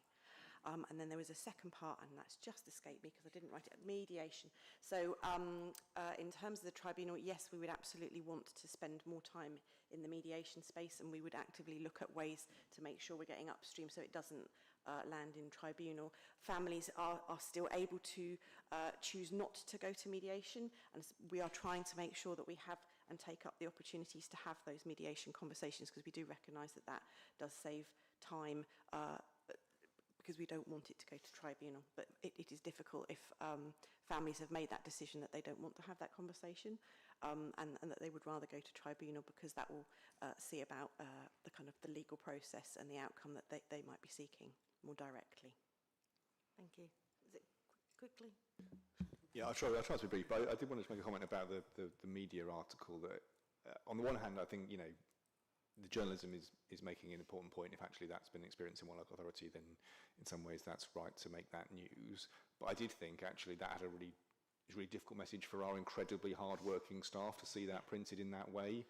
That will not be in Norfolk. We do not recognise that culture that was described in that media report whatsoever. Our staff work incredibly hard with very big caseloads because of the sheer volume of EHCPs, trying to be relationship-based and try to be in contact with as many people as they can and support in difficult circumstances. And so having a kind of anonymised, in one council somewhere, this awful culture exists of deliberately blocking messages, and it could be anywhere, and isn't it reported as a sort of widespread experience, is really difficult for our staff. So we've got to hold all the different stakeholder groups to get intention here. So I would, of course, there are families who are, you know, in Norfolk having difficult experiences, but I think our team do a brilliant job, and actually it mainly speaks to the fundamental issue being that we've now got approaching 14,000 EHCPs in Norfolk, which is, was it about 7% of the cohorts, where originally the government envisaged 1% of the cohort being the sort of size of children with EHCPs.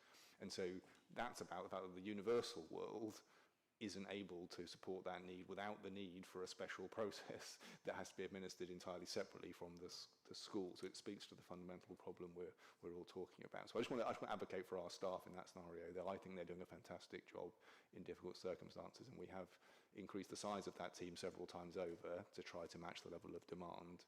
But it's never enough, and it always goes up and up. So they are incredibly busy, and I just want to sort of say that. Thank you. Okay, the last two questions then. Councillor Griffin. Yeah, hi, well, mine's just a very short point, really. Having previously worked for Children's Services, I know the amazing work that happens every single day with the people on the ground. I was very much in and amongst it with the different teams in my role, and there is some fantastic work that goes on. Councillor Webb brought an important point up earlier about recruitment, which is really important, but I think equally as important is retention. I think we need to really focus on not putting more work on teachers, especially. Okay, I think they're overworked, and sort of, I've known great teachers who've had to leave the profession for being overworked and struggling with their well-being. I think we need to really focus on that support around them with TAs and upskilling those to maybe help with differentiation or whatever that is in the classroom.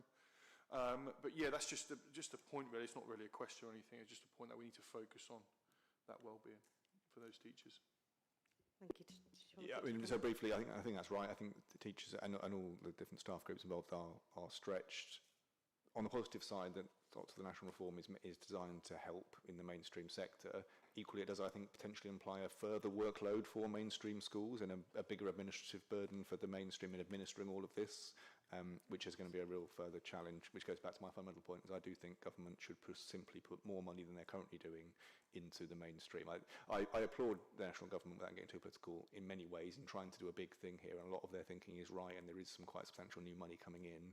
But equally, I do think the fundamental funding into mainstream schools is still a problem, and if we could get that right, it would be a further big step forward. Thank you. Councillor Catchpole, last question. Thank you, Chair. Thank you, Councillor Webb, for the figure of 1.59 million, which was one of the questions I was going to ask.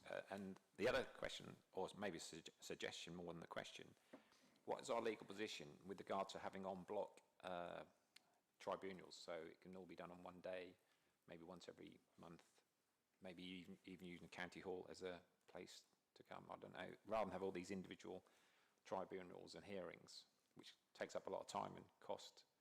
Could a head teacher, like, for example, come here and deal with 6 or 7 in one go? I think I'm going to have to take that one away. I don't think it doesn't quite work in that way. I've not heard that idea expressed in quite that way before. So I think if it's all right, I'll just say interesting thought. I'll see what the team might make of that.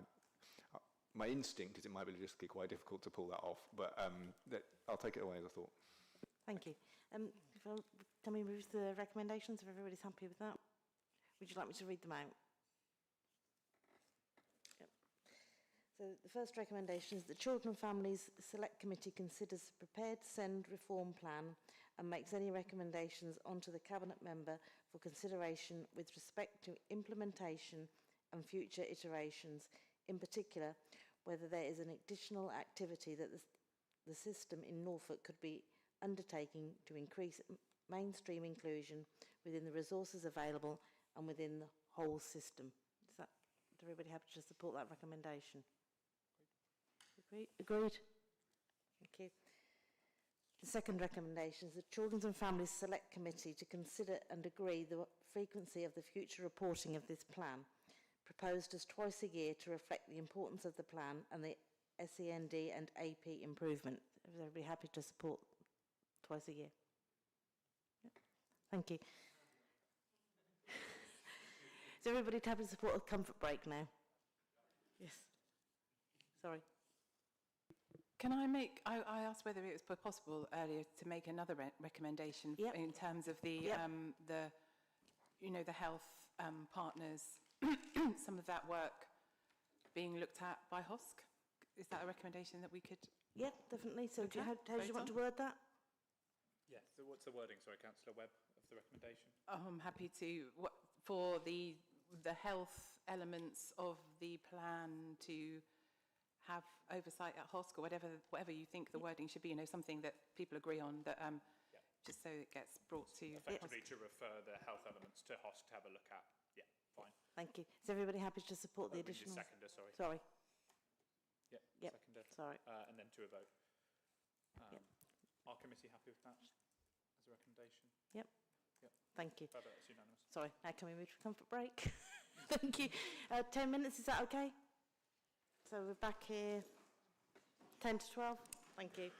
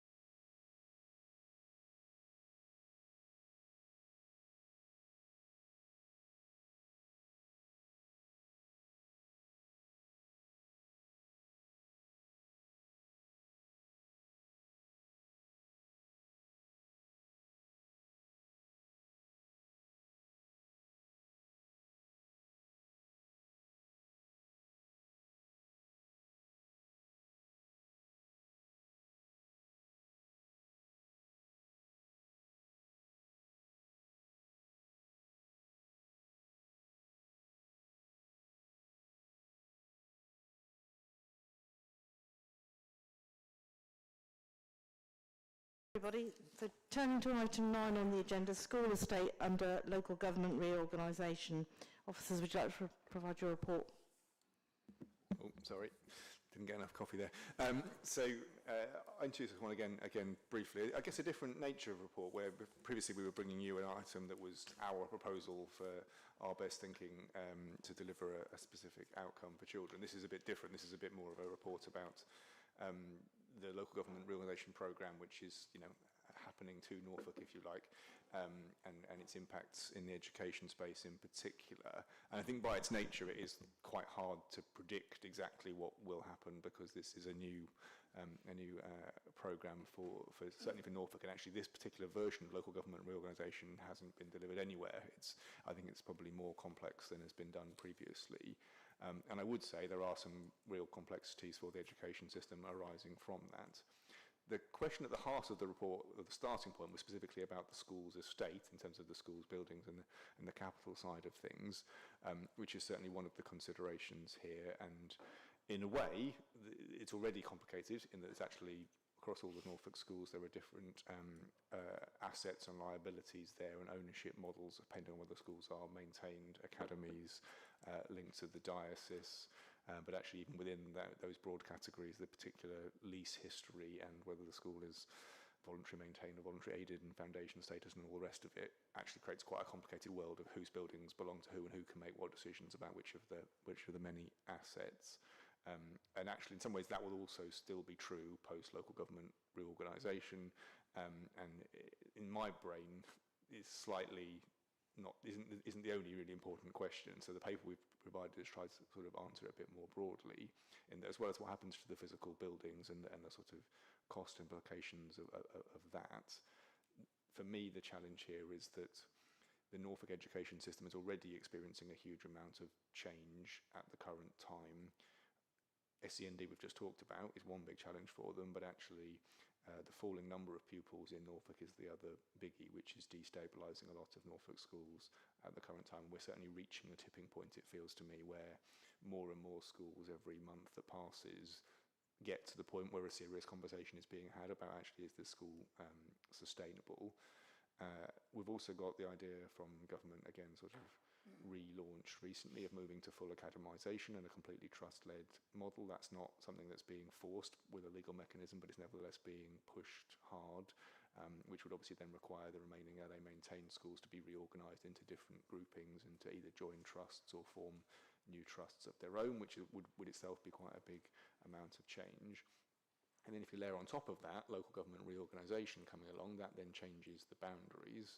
The boundaries of local government reorganisation, I don't mean this critically, but haven't been designed with schools in mind. They don't pay any reference to catchment areas or where schools are located. I think the design was for different reasons. So therefore, the boundaries proposed cut across the catchments of lots of Norfolk schools, actually a good chunk of our secondary schools, as well as quite a few of the primaries. And therefore, potentially, that would require either changes to those catchment boundaries, which then obviously potentially destabilises schools in that way, or it would require changes to school admissions arrangements and forms of collaboration between the future councils to try to keep the same children going to the same locations. It also potentially risks home to school transport routes sitting in 3 different councils and trying to be administered between areas that were all previously in Norfolk and now going across boundaries. So the complexity builds and builds and builds, it certainly in my head, and therefore the bigger risk, I think, of local government reorganisation is that the education system, which is already quite fragile, in some areas gets tipped over from fragile to unsustainable as a result of all of that complexity and change all at once, rather than it just being about who owns what buildings, if that makes some sense. So the report tries to provide some of that overview and highlight some of those risks for you. It obviously depends on how local government reorganisation plays out. It depends on what the future councils decide to do. There could be some options that would allow future councils to collaborate with one another to keep things more stable, but I couldn't guarantee that. It wouldn't be for me to say, and it's hard to see how that will all play out and sort of future gaze into it. So I do think it's helpful to have this report now and to highlight some of those potential challenges and sort of disruptions in the education space, but I may not be as expert as we were in the previous item in telling you exactly what we think of it and how it will all play out, because I haven't done this before. I'll probably stop there. John may want to add a few more points on the specifics, and then we'll open up for questions. Morning, everyone.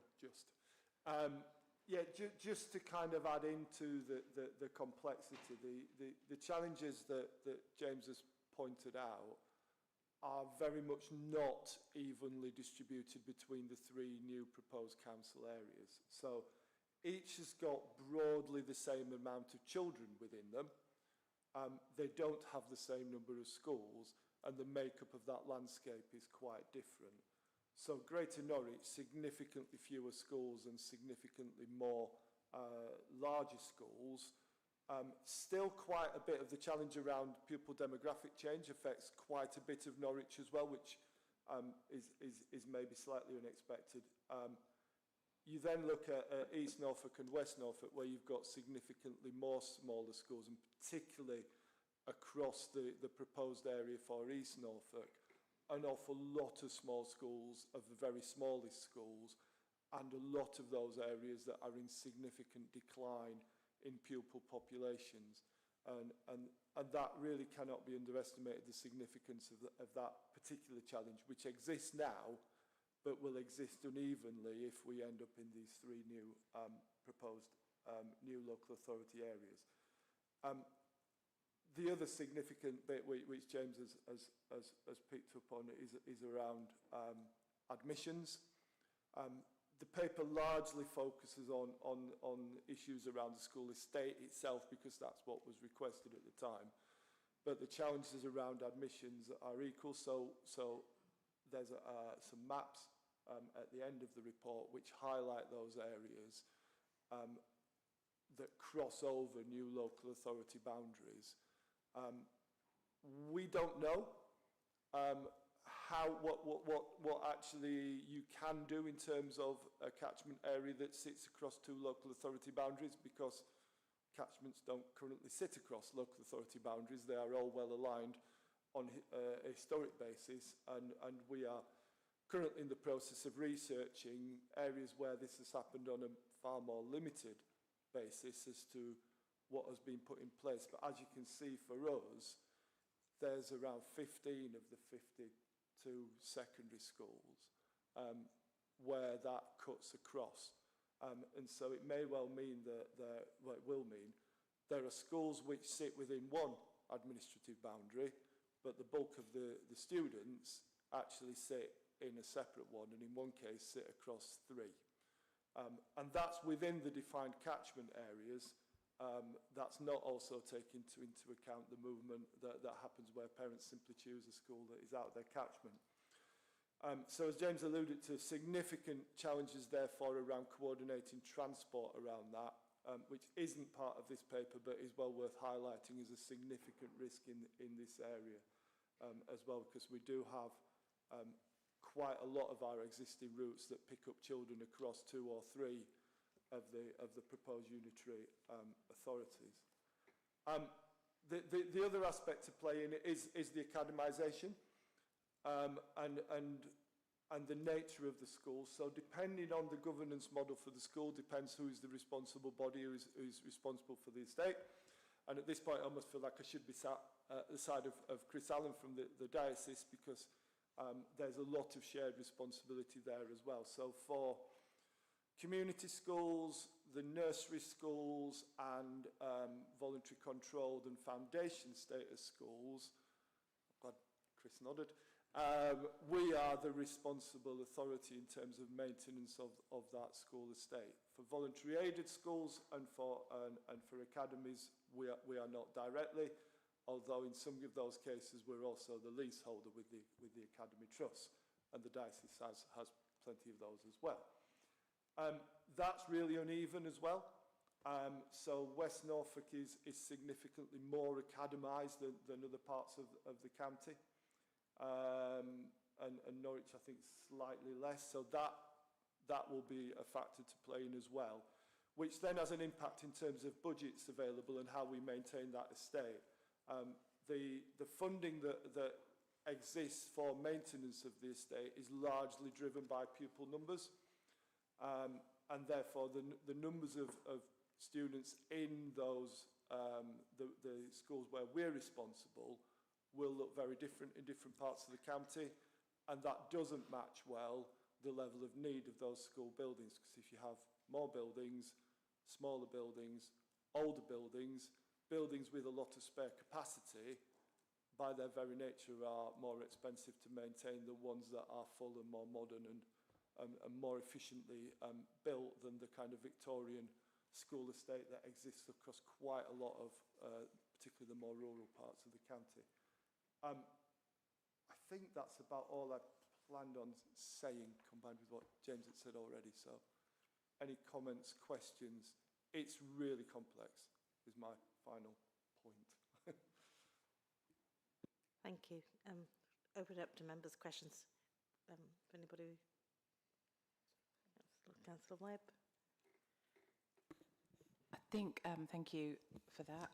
It's kind of more of a comment than a question in a way, because it feels a bit like the finance paper in terms of it's kind of like a sort of these are what might happen, or these are the kind of things that are out there. That's not a criticism.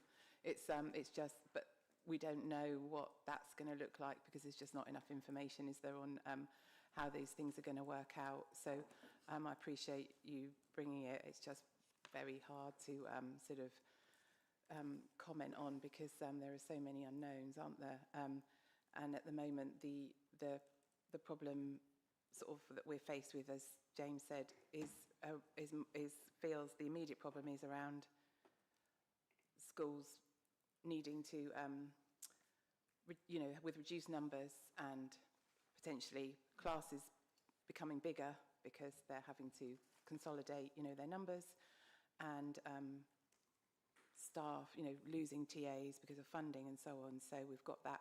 That seems to be the kind of the position that we're in. So I think it's really hard to comment. What I would say, though, to the administration is that, there's never been more proof, with this and with all the other things that we need to engage with the process of LGR as much as possible, and like not taking part in joint committees. I know this isn't for you, but it just feels just so detrimental that this is the information, these are the conversations that we need to know, this is the information we need to know to be prepared, and to sort of walk away from that option at the moment just seems absolutely crazy to me, and is not helping any one of us here, and is certainly not helping any of our residents. So that would be my major comment, is to engage with the process, and so we know where we're going. Thanks. Thank you. Sorry. Any other questions? Councillor Catchpole, I had next. Thank you, Chair. It's plainly obvious to me, and hopefully anyone with common sense, that the one unitary authority model is the way forward, both financially and to keep everything consistent. Anything else just doesn't seem to make sense at all to me. So I just want to put that on record. Thank you. Thank you. Councillor Weston. Thank you. That's a separate thing, but I do have an issue with the one unitary model. I don't think you can cover everyone's needs with one unitary, but that's another debate. Thank you for the update. As Councillor Webb said, there's obviously not really much that we can comment on at the moment. I guess my only question at this stage is, do you feel that you have sufficient officer capacity to kind of deal with the business as usual and the disaggregation that will be required for LGR as well?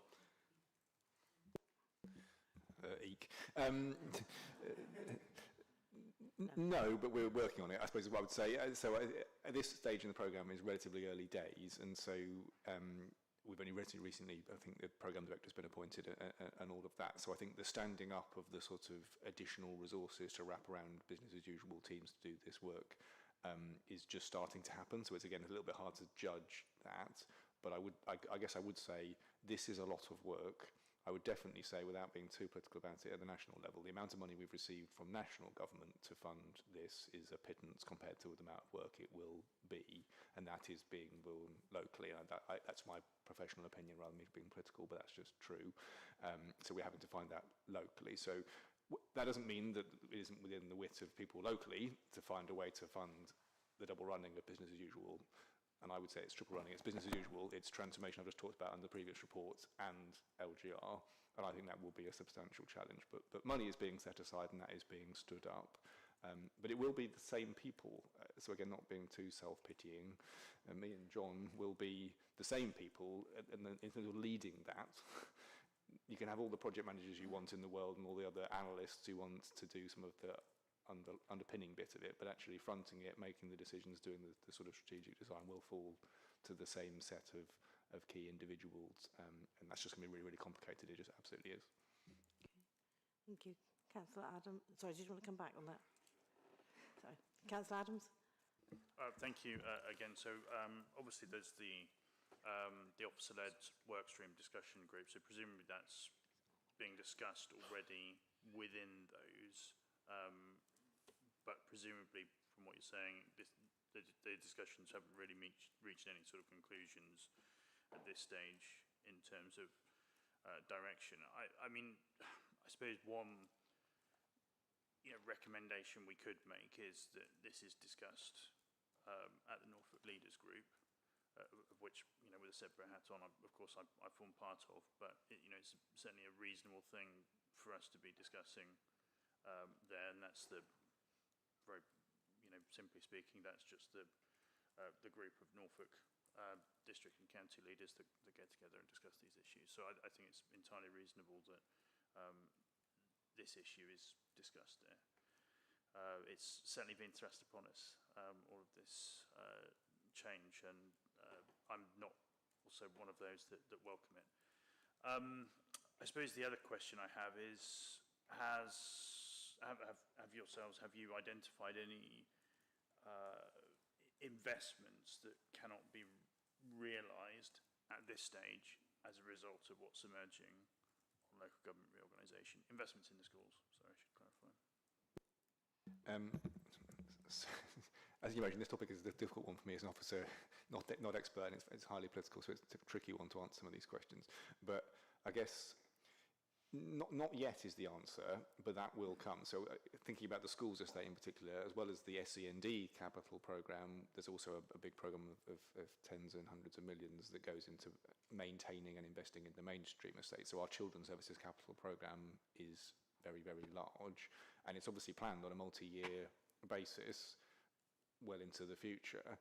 One of the principles of local government reorganisation is that you shouldn't be tying the hands of the future authorities. You shouldn't be making decisions that would prevent a future sovereign authority doing what it wants to do. But that slightly is in tension with doing the right thing and investing early for something that's needed in 5 years' time. So I'm hoping that no one, for example, would be foolish enough to cancel the building of the new special schools because they're badly needed and they're government funded and they're part of the programme. But in theory, I am making a commitment there which will go past the vesting day and therefore is in tension with that principle of not making decisions for the future. So that probably will go ahead. I would like to think common sense will prevail, but you could imagine that at the more individual decisions level, there will be capital schemes that someone will say, we can't really move ahead with that now, it better be paused and let the new council start to exist and make its own decisions, and that could build in some delay. And obviously the capital programme and the capital budgets will all have to get divided into three. And in some cases, there would be schemes that go across between two areas and potential fights about which bit of grant from which bit of housing development belongs to whom and all the rest of it. So I do think there is a risk there that some of the capital programme would be delayed at the margins, but hopefully enough collaboration would make some sense to move most of it ahead. It probably is worth me saying that realistically, we won't do all of local government reorganisation, particularly in the schools version, by vesting day.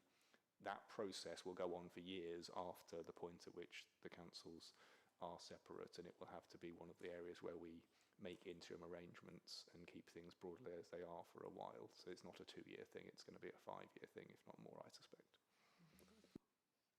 And just to come in on that point, and it is an area where a level of collaboration between local authority areas is a necessity. So obviously we have boundaries currently, we have arrangements with neighbouring local authorities. There are examples of schools that are run by neighbouring authority in Norfolk and vice versa, and other local authorities have similar arrangements. It's the number that we would have to put into place. So hopefully very collaborative and we can secure some early agreement that will enable us to move forward smoothly. But I guess the risk is that that can't be a given, can it? Okay. Okay with that? Is that okay? Yeah. Yeah, I mean, a lot of the investment, obviously, in schools really should be looked at as business as usual as well. You know, this is things that would need to happen regardless of whether LGR was happening or not. So we obviously need to make sure the understanding across Norfolk is there, the political will is there, that none of these investments are in any way prevented as a result of what is happening with local government reorganisation. But what I didn't get from what you were saying is how are we taking this conversation forward? Where are we? Where is it going? You've obviously got the officer-led workstream discussions. Potentially there's an opportunity to escalate this discussion into the Norfolk Leaders Group if we wanted to, which I think is a good idea. And how are we going to progress it? Given the realities of the situation, the government's picked the three model, and that's the direction we're heading. So again, I'll try and pick it up all the way. I don't obviously work within the central LGR programme team as such, but yeah, so obviously there's a children's services work stream which is now wrestling with this and has been stood up and is looking at this issue amongst many other issues for children's services. We've already highlighted it as one that does need to come forward into the central, so the implementation board is the most senior officer board for an early conversation, because it's one of the areas that would have a timeline. So if you were trying to change all the catchments, you can't just do that. That would require an engagement and a consultation with the schools themselves and their communities in a staged way, and then to happen, with a good advance notice. So it's for that reason we would need to begin now if we want to do it ahead of vesting day. So in that sense, it will go forward at the officer level into the implementation board, I think, in the relatively near future for a specific conversation. But the tricky bit, of course, is that really until you've got the shadow authorities, really firm decisions about any of it can only be notional.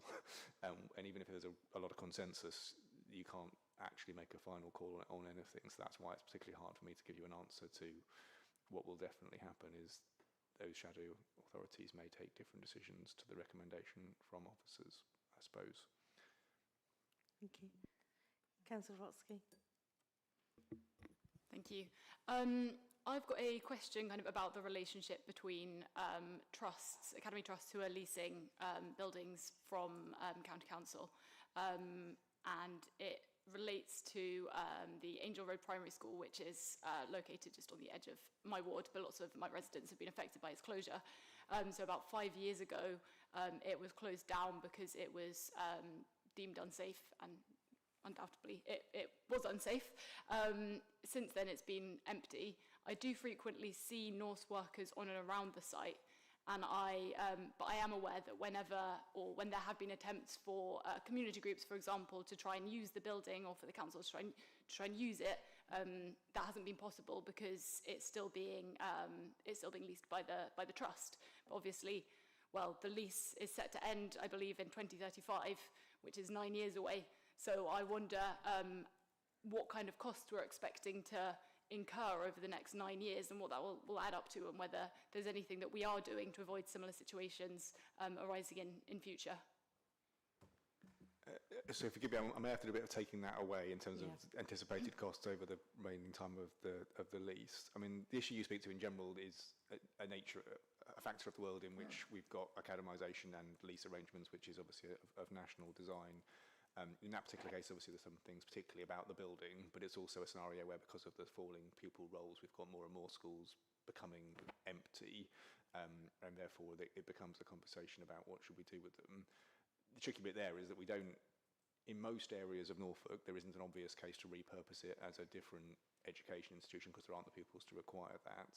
In some cases, we've made thoughts about SEND and repurposing buildings for that, but I think in Angel Road that wasn't viewed to be the right building in the right location to do that. And as I've said in the previous paper, we are supporting some further expansion of special schools, but we don't think the right strategy is to just have special schools everywhere, and so we're not, in general terms, expecting the vacant buildings to become special schools at a huge scale, albeit the independent sector may sweep some of them up and do that without our direction. But specifically on Angel Road and what's currently being spent to monitor the site and what will happen after Eton, I'm afraid I'm going to have to take that away. I'm not sure I'm able to give you a good answer to that today. Thank you. I'd like to ask a question because I'm struggling to understand whether this is real. The funding for the actual maintenance of the buildings is based on the numbers of children. Is that? Yes.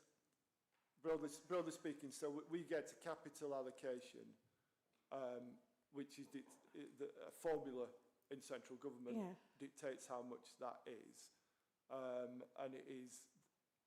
There's more to it than just the raw numbers of children, but that's a large driving factor, as well as there's an analysis of the condition of the buildings as well. But the pupil numbers are a very, very significant factor in that. And if you get to obviously, if you have a proportionally lower number of the Norfolk children within the maintained sector where we are the responsible body, so the numbers of academies in that area plays into this, the number of VA schools, and because they would be, the diocese would receive the funding for those as the responsible body. Voluntary controlled community, nursery schools, foundation schools would all sit with us. The distribution of those is really different, and the numbers of children in them is really different. So some of the districts might find themselves with a pot of money allocated to them that makes it difficult to actually strategically manage that estate in the way that we can currently, pooling the pot across the whole of Norfolk. Exactly how that will play out, we can't model because it's a bit of a black box formula that we receive from DFE. But now, can you cross fund? So if one school's not using their funding, you can. Yeah. So just to be clear, I think I understand your question. The heart of it is that we get the total amount of money for local authority maintained schools based on just how many pupils there are in LA maintained schools, but then we pool it and then look site by site at all the projects that might need doing and prioritise them. And Academy Trusts do the same with their equivalent funding. So in that sense, it isn't just dished out to every individual school. But I think the point John's making is that, again, if you make that smaller and smaller into subdivisions, your flexibility to move big amounts of money to where it's really needed is diminished. And so actually we think it's, the pooling is really important, because someone might have a whole heating system that needs completely redoing in 1 year that would cost millions, and it gets harder to do that sort of thing. Rooms and heating. They're a bit unpredictable sometimes, and there's a lot of old ones out there. So, yeah. Thank you. Has anybody else got any questions for the officers? No? Thank you. So if we move to the recommendations, the recommendation is to comment on the risks and the opportunities for the school's estate under LGR, and to recommend the cabinet member for consideration any approaches to reduce the risk and improve outcomes for children and families. Is everybody happy with that? Thank you. Yes, did Councillor Adams want to come back with another recommendation to take it to Norfolk Leeds? It was just a thought, really. I mean, we can. Fine. Yeah. I mean, I can introduce that discussion to the agenda there myself. So if that's useful. Yeah. That's fine. Okay. Yeah. Thank you. Thank you. So moving on to, hold on a second. Item 10. I've buried my paperwork. Libraries. If we can go to Pat, if that's okay, just to introduce this section. Okay. Sure. Thank you, Chair. And who was it? Was there anyone here that asked a specific question? Councillor will ask a question after. Yep. Right. Yep.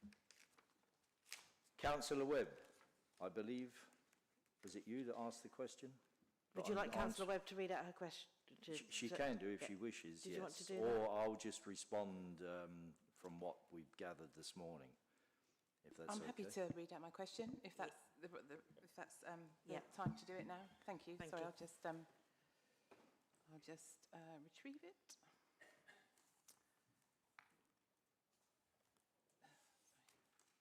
So my question is, this week public statements have been made by certain councillors that the Reform Administration, Norfolk County Council, has instructed council-run libraries not to host Pride-themed displays or events, saying libraries should remain politically neutral public spaces focused on their core purpose.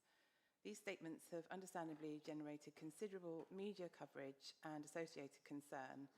A change in policy has not been discussed or debated within the council, nor communicated to libraries, and would raise clear questions regarding compliance with the Equality Act 2010 and the council's public sector equality duty. Could the Cabinet member please clarify the administration's policy regarding displays and events within Norfolk Libraries? Thanks. Sure, Councillor Webb. Right, first of all, we are becoming very, very fed up with the press fabricating headlines. The administration has not said what has been portrayed. We are being also portrayed as augurs, which is far from the truth. Despite recent media reports, no new decisions have been made and no new guidelines have been issued to staff regarding displays in Norfolk County Council libraries and museums. Council services are expected to remain politically neutral. This long-standing principle remains unchanged.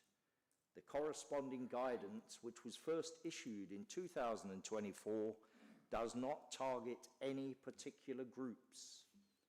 It is important that the council services engage with local communities and take part in community events, particularly in public-facing venues such as libraries and museums. They provide access to a diverse range of materials, exhibitions, and activities which staff manage and curate.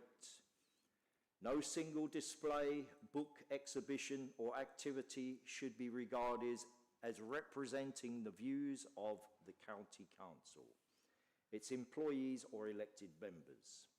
Providing appropriate context and thoughtful curation is important to ensure that visitors can consider different perspectives and form their own conclusions.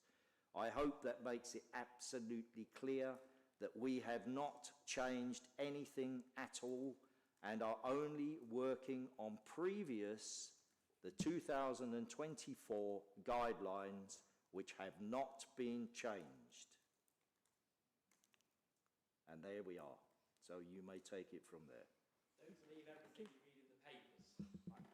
Thank you for listening to that. And that is the absolute truth of the matter at this moment in time. Can I say the reason I asked the question is you didn't really need to say that, don't believe everything you read in the papers. That's the reason that I asked here for clarification. I didn't just do that. But you must understand there is a quote in here from a member of this council. If those comments didn't happen, then there is a problem. But if those comments did happen, it is at odds with what you've just said. So that's the confusion that I think we are under here and our communities are under. It's very unclear. Thank you. Chair, may I respond to that? Sorry. Okay, if you ask 1,000 people... Sorry. We really need to get on to the councillor's, the officer's report. Okay, but if you ask 1,000 people for a response, eventually you'll get the one you want. And that's it. Thank you. Sorry. So moving forward, Item 11, the officer to present her report, please. Thank you, Chair, and good afternoon. I think it's afternoon now to everybody. Just to introduce the report, so the Library Service is very grateful to have benefited from some really significant investment in a couple of areas. Hopefully you already know that this year we opened a brand new library in Kings Lynn following a great project. Last year we opened a brand new library in Great Yarmouth. For us, the building is just the start, and obviously for the Library Service, the building's great because we need that to operate, but really what we're about is what happens inside the building. What the report before you today starts to set out for you, okay, having made that investment, what difference has this made in those areas? And they were two similar but very different projects with different solutions in that they're both in very urban areas. There were both some very tired libraries on the edge of the town, not in the centre of the town, that were full to capacity. What the investment has enabled is brand new buildings, bang in the centre of town, so exactly where the footfall is, more space, additional services in the same space.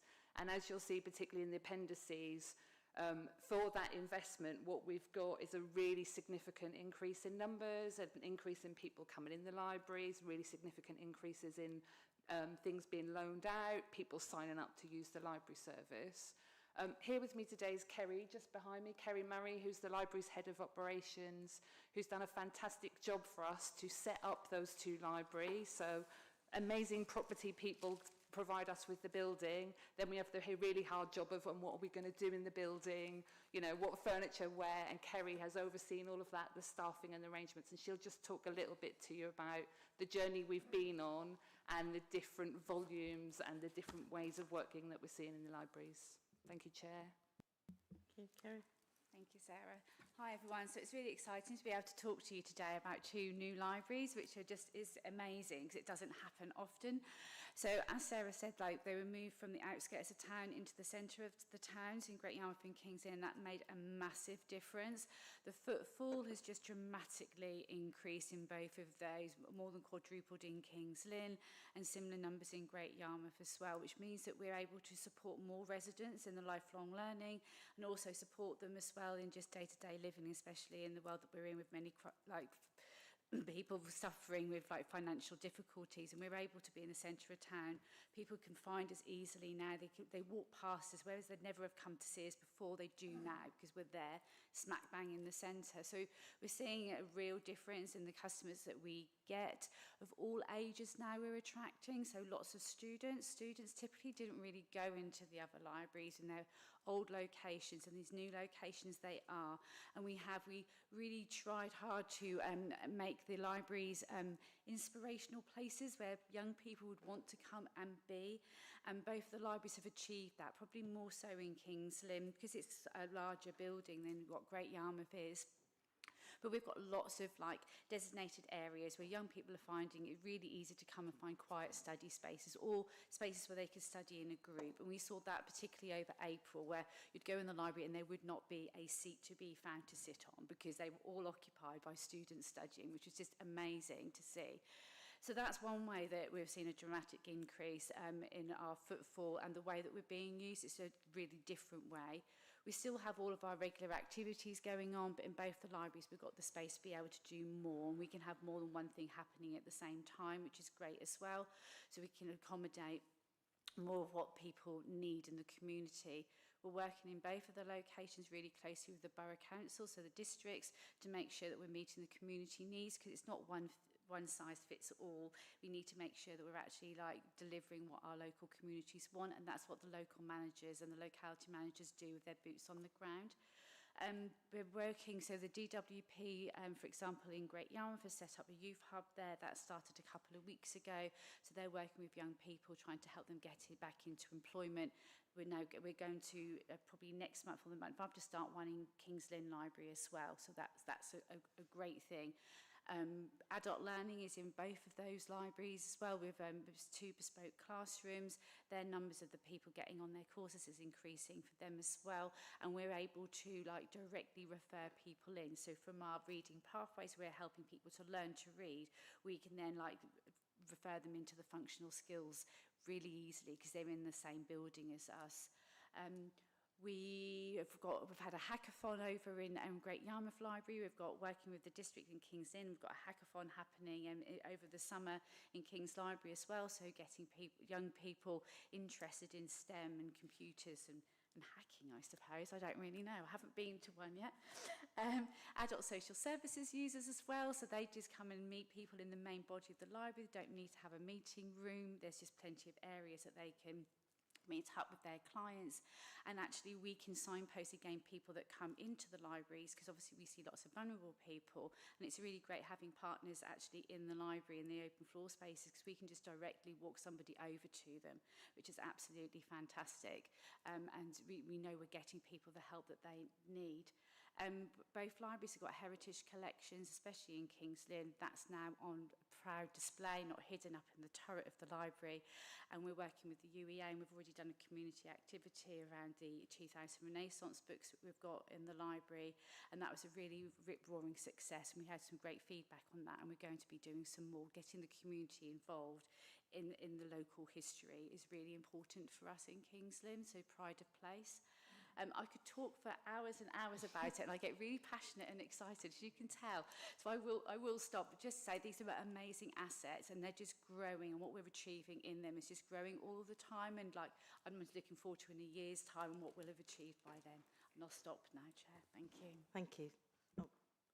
Councillor Thomas, Councillor Weston. And Councillor Hall.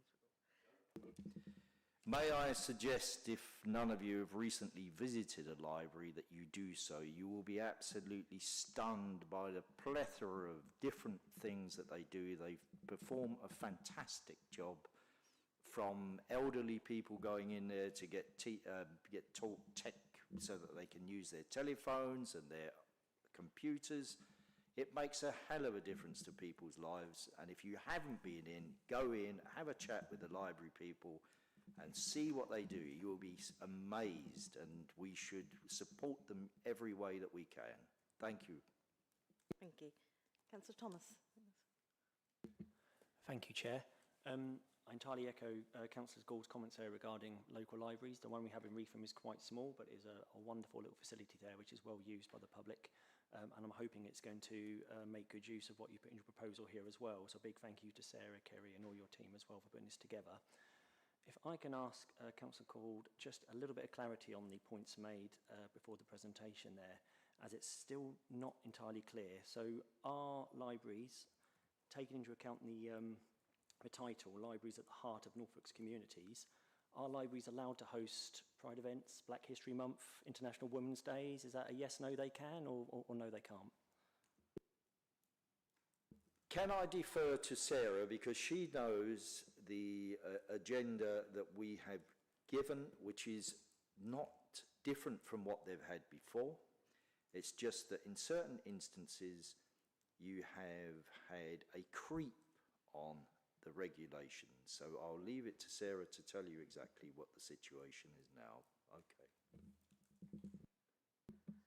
So just to be clear, what our guidance says to staff and has for some time is that we will use events like the ones that you've mentioned as opportunities to showcase the relevant things that we have in our libraries and help celebrate the event and bring people in and get better engagement with our collections at the same time. So during Pride Month, for example, it wouldn't be unusual for us to have a display of LGBTQ+ titles near the door during that period, and other similar things during other events, and that has not changed. That's always been the guidance for our staff. Is these events are an opportunity for us to showcase what's in our collections, what we have available, in a way that's very topical at the time, and therefore helps us get more engagement in the library.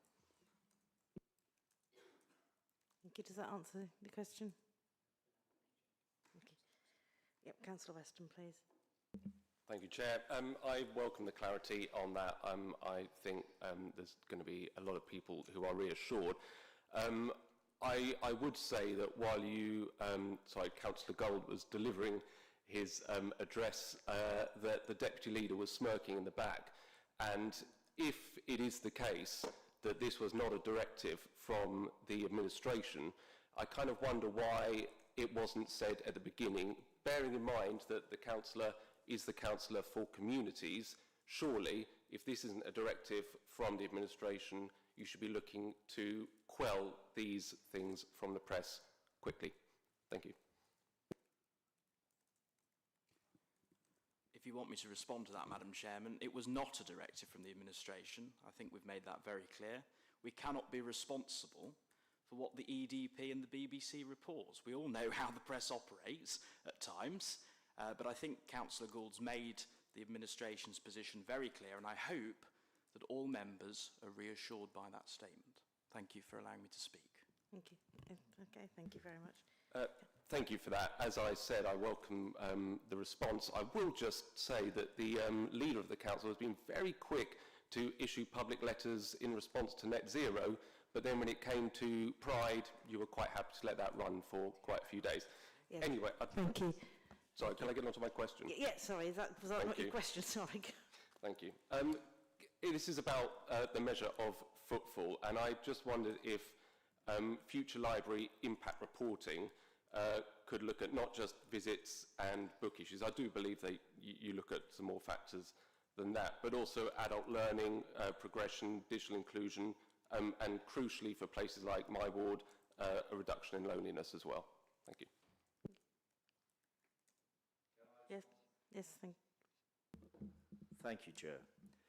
We need to really, Ben, publicise what the libraries do, and they're restricted by the name, really. It should be libraries and community centres, because a lot of, my local library, they offer tea and coffee, somewhere warm to go and sit when it's cold, and lots of other services, particularly adult education. There's one I'm going to go to, which is how to use AI, which, so that's quite useful.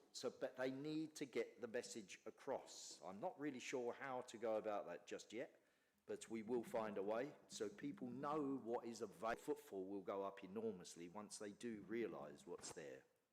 Yeah, so visit. Have you been to your local library? You must have been.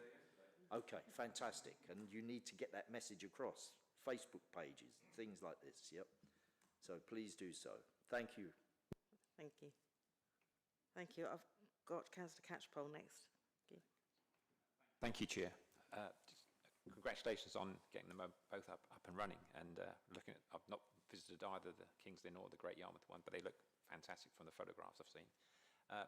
What revenue streams? I know it's early days, but I don't know if you can answer this. What revenue streams are we looking at in the libraries so they sort of run themselves financially? Thank you. Libraries is a statutory service, therefore we do need to be careful what we charge or otherwise don't charge for. So the majority of what libraries do, we're not able to charge for because we have a statutory duty to provide those things.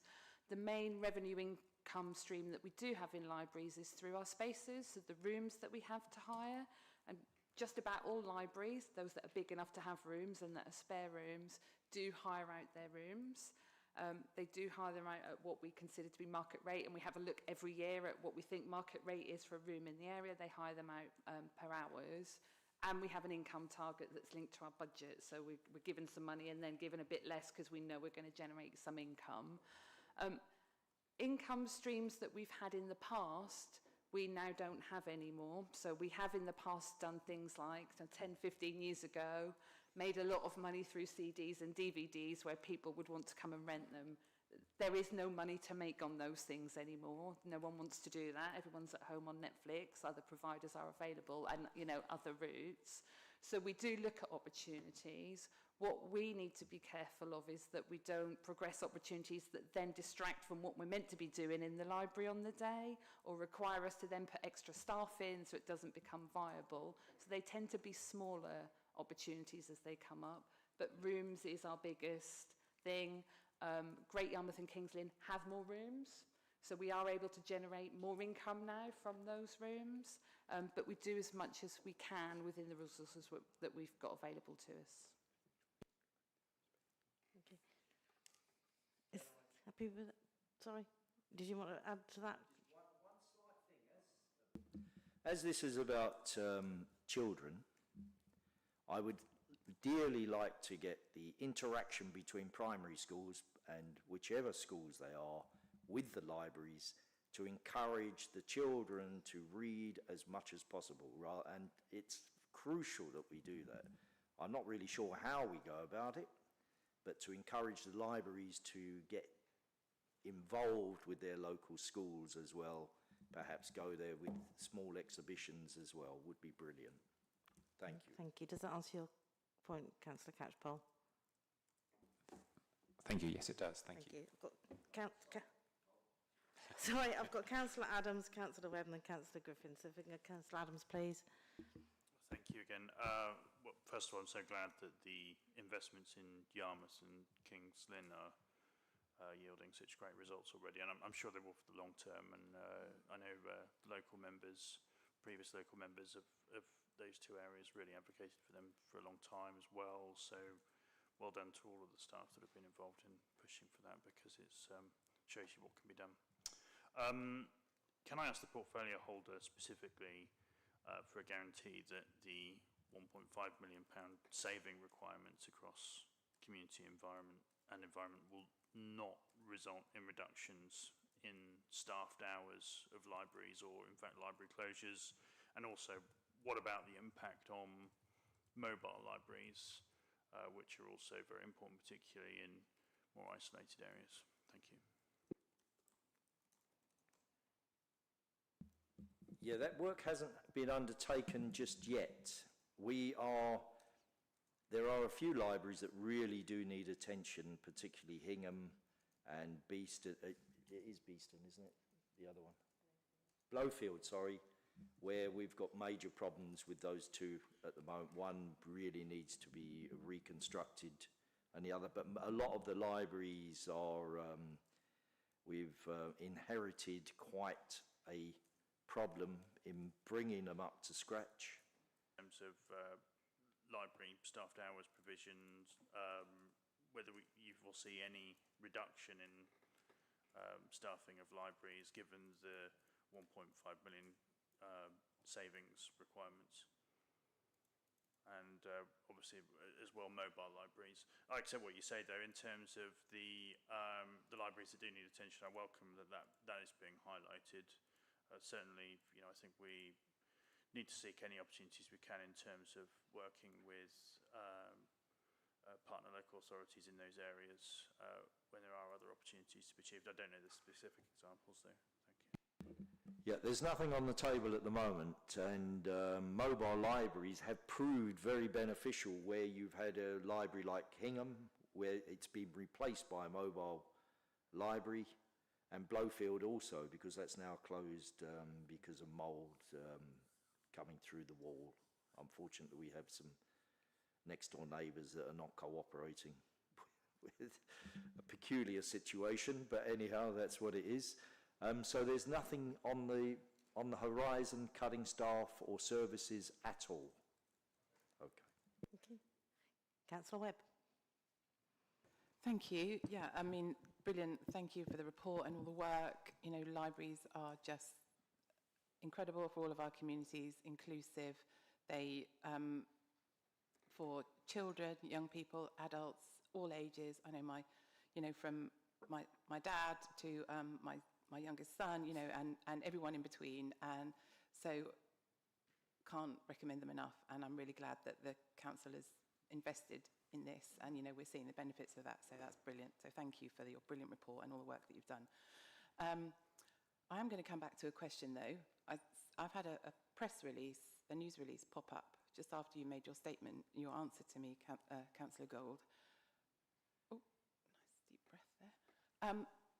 Why did it take you so long? Why did it take my question to you today for you to make the position clear and to let this disinformation, if that's what you're calling it, because, you know, there's councillors here that are very quick to jump onto social media and state positions and all sorts, and that hasn't happened until this statement today, when I've forced the answer to this question in this chamber, in public. So why has it taken you so long? You know, you've caused a lot of distress. You've caused time for officers and, you know, other people that are doing work here and library staff. Why has it taken you until today? Can we just stop, please, and just stick to the agenda? If the question is not related to the report, can we move on to the next councillor? Well, you told me to leave my question to this item on the agenda. So yes, and you had your question and you had but the I've got another one. response. So we need to stick to the agenda, if that's okay. No, can we just stick to the agenda? Thank you. Sorry, Councillor Griffin. Yeah, thank you, Chair.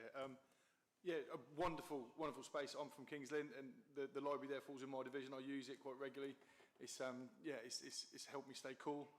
It's helped me meet people, and it's also saved me £10 a day from Starbucks. So it's a win-win for me.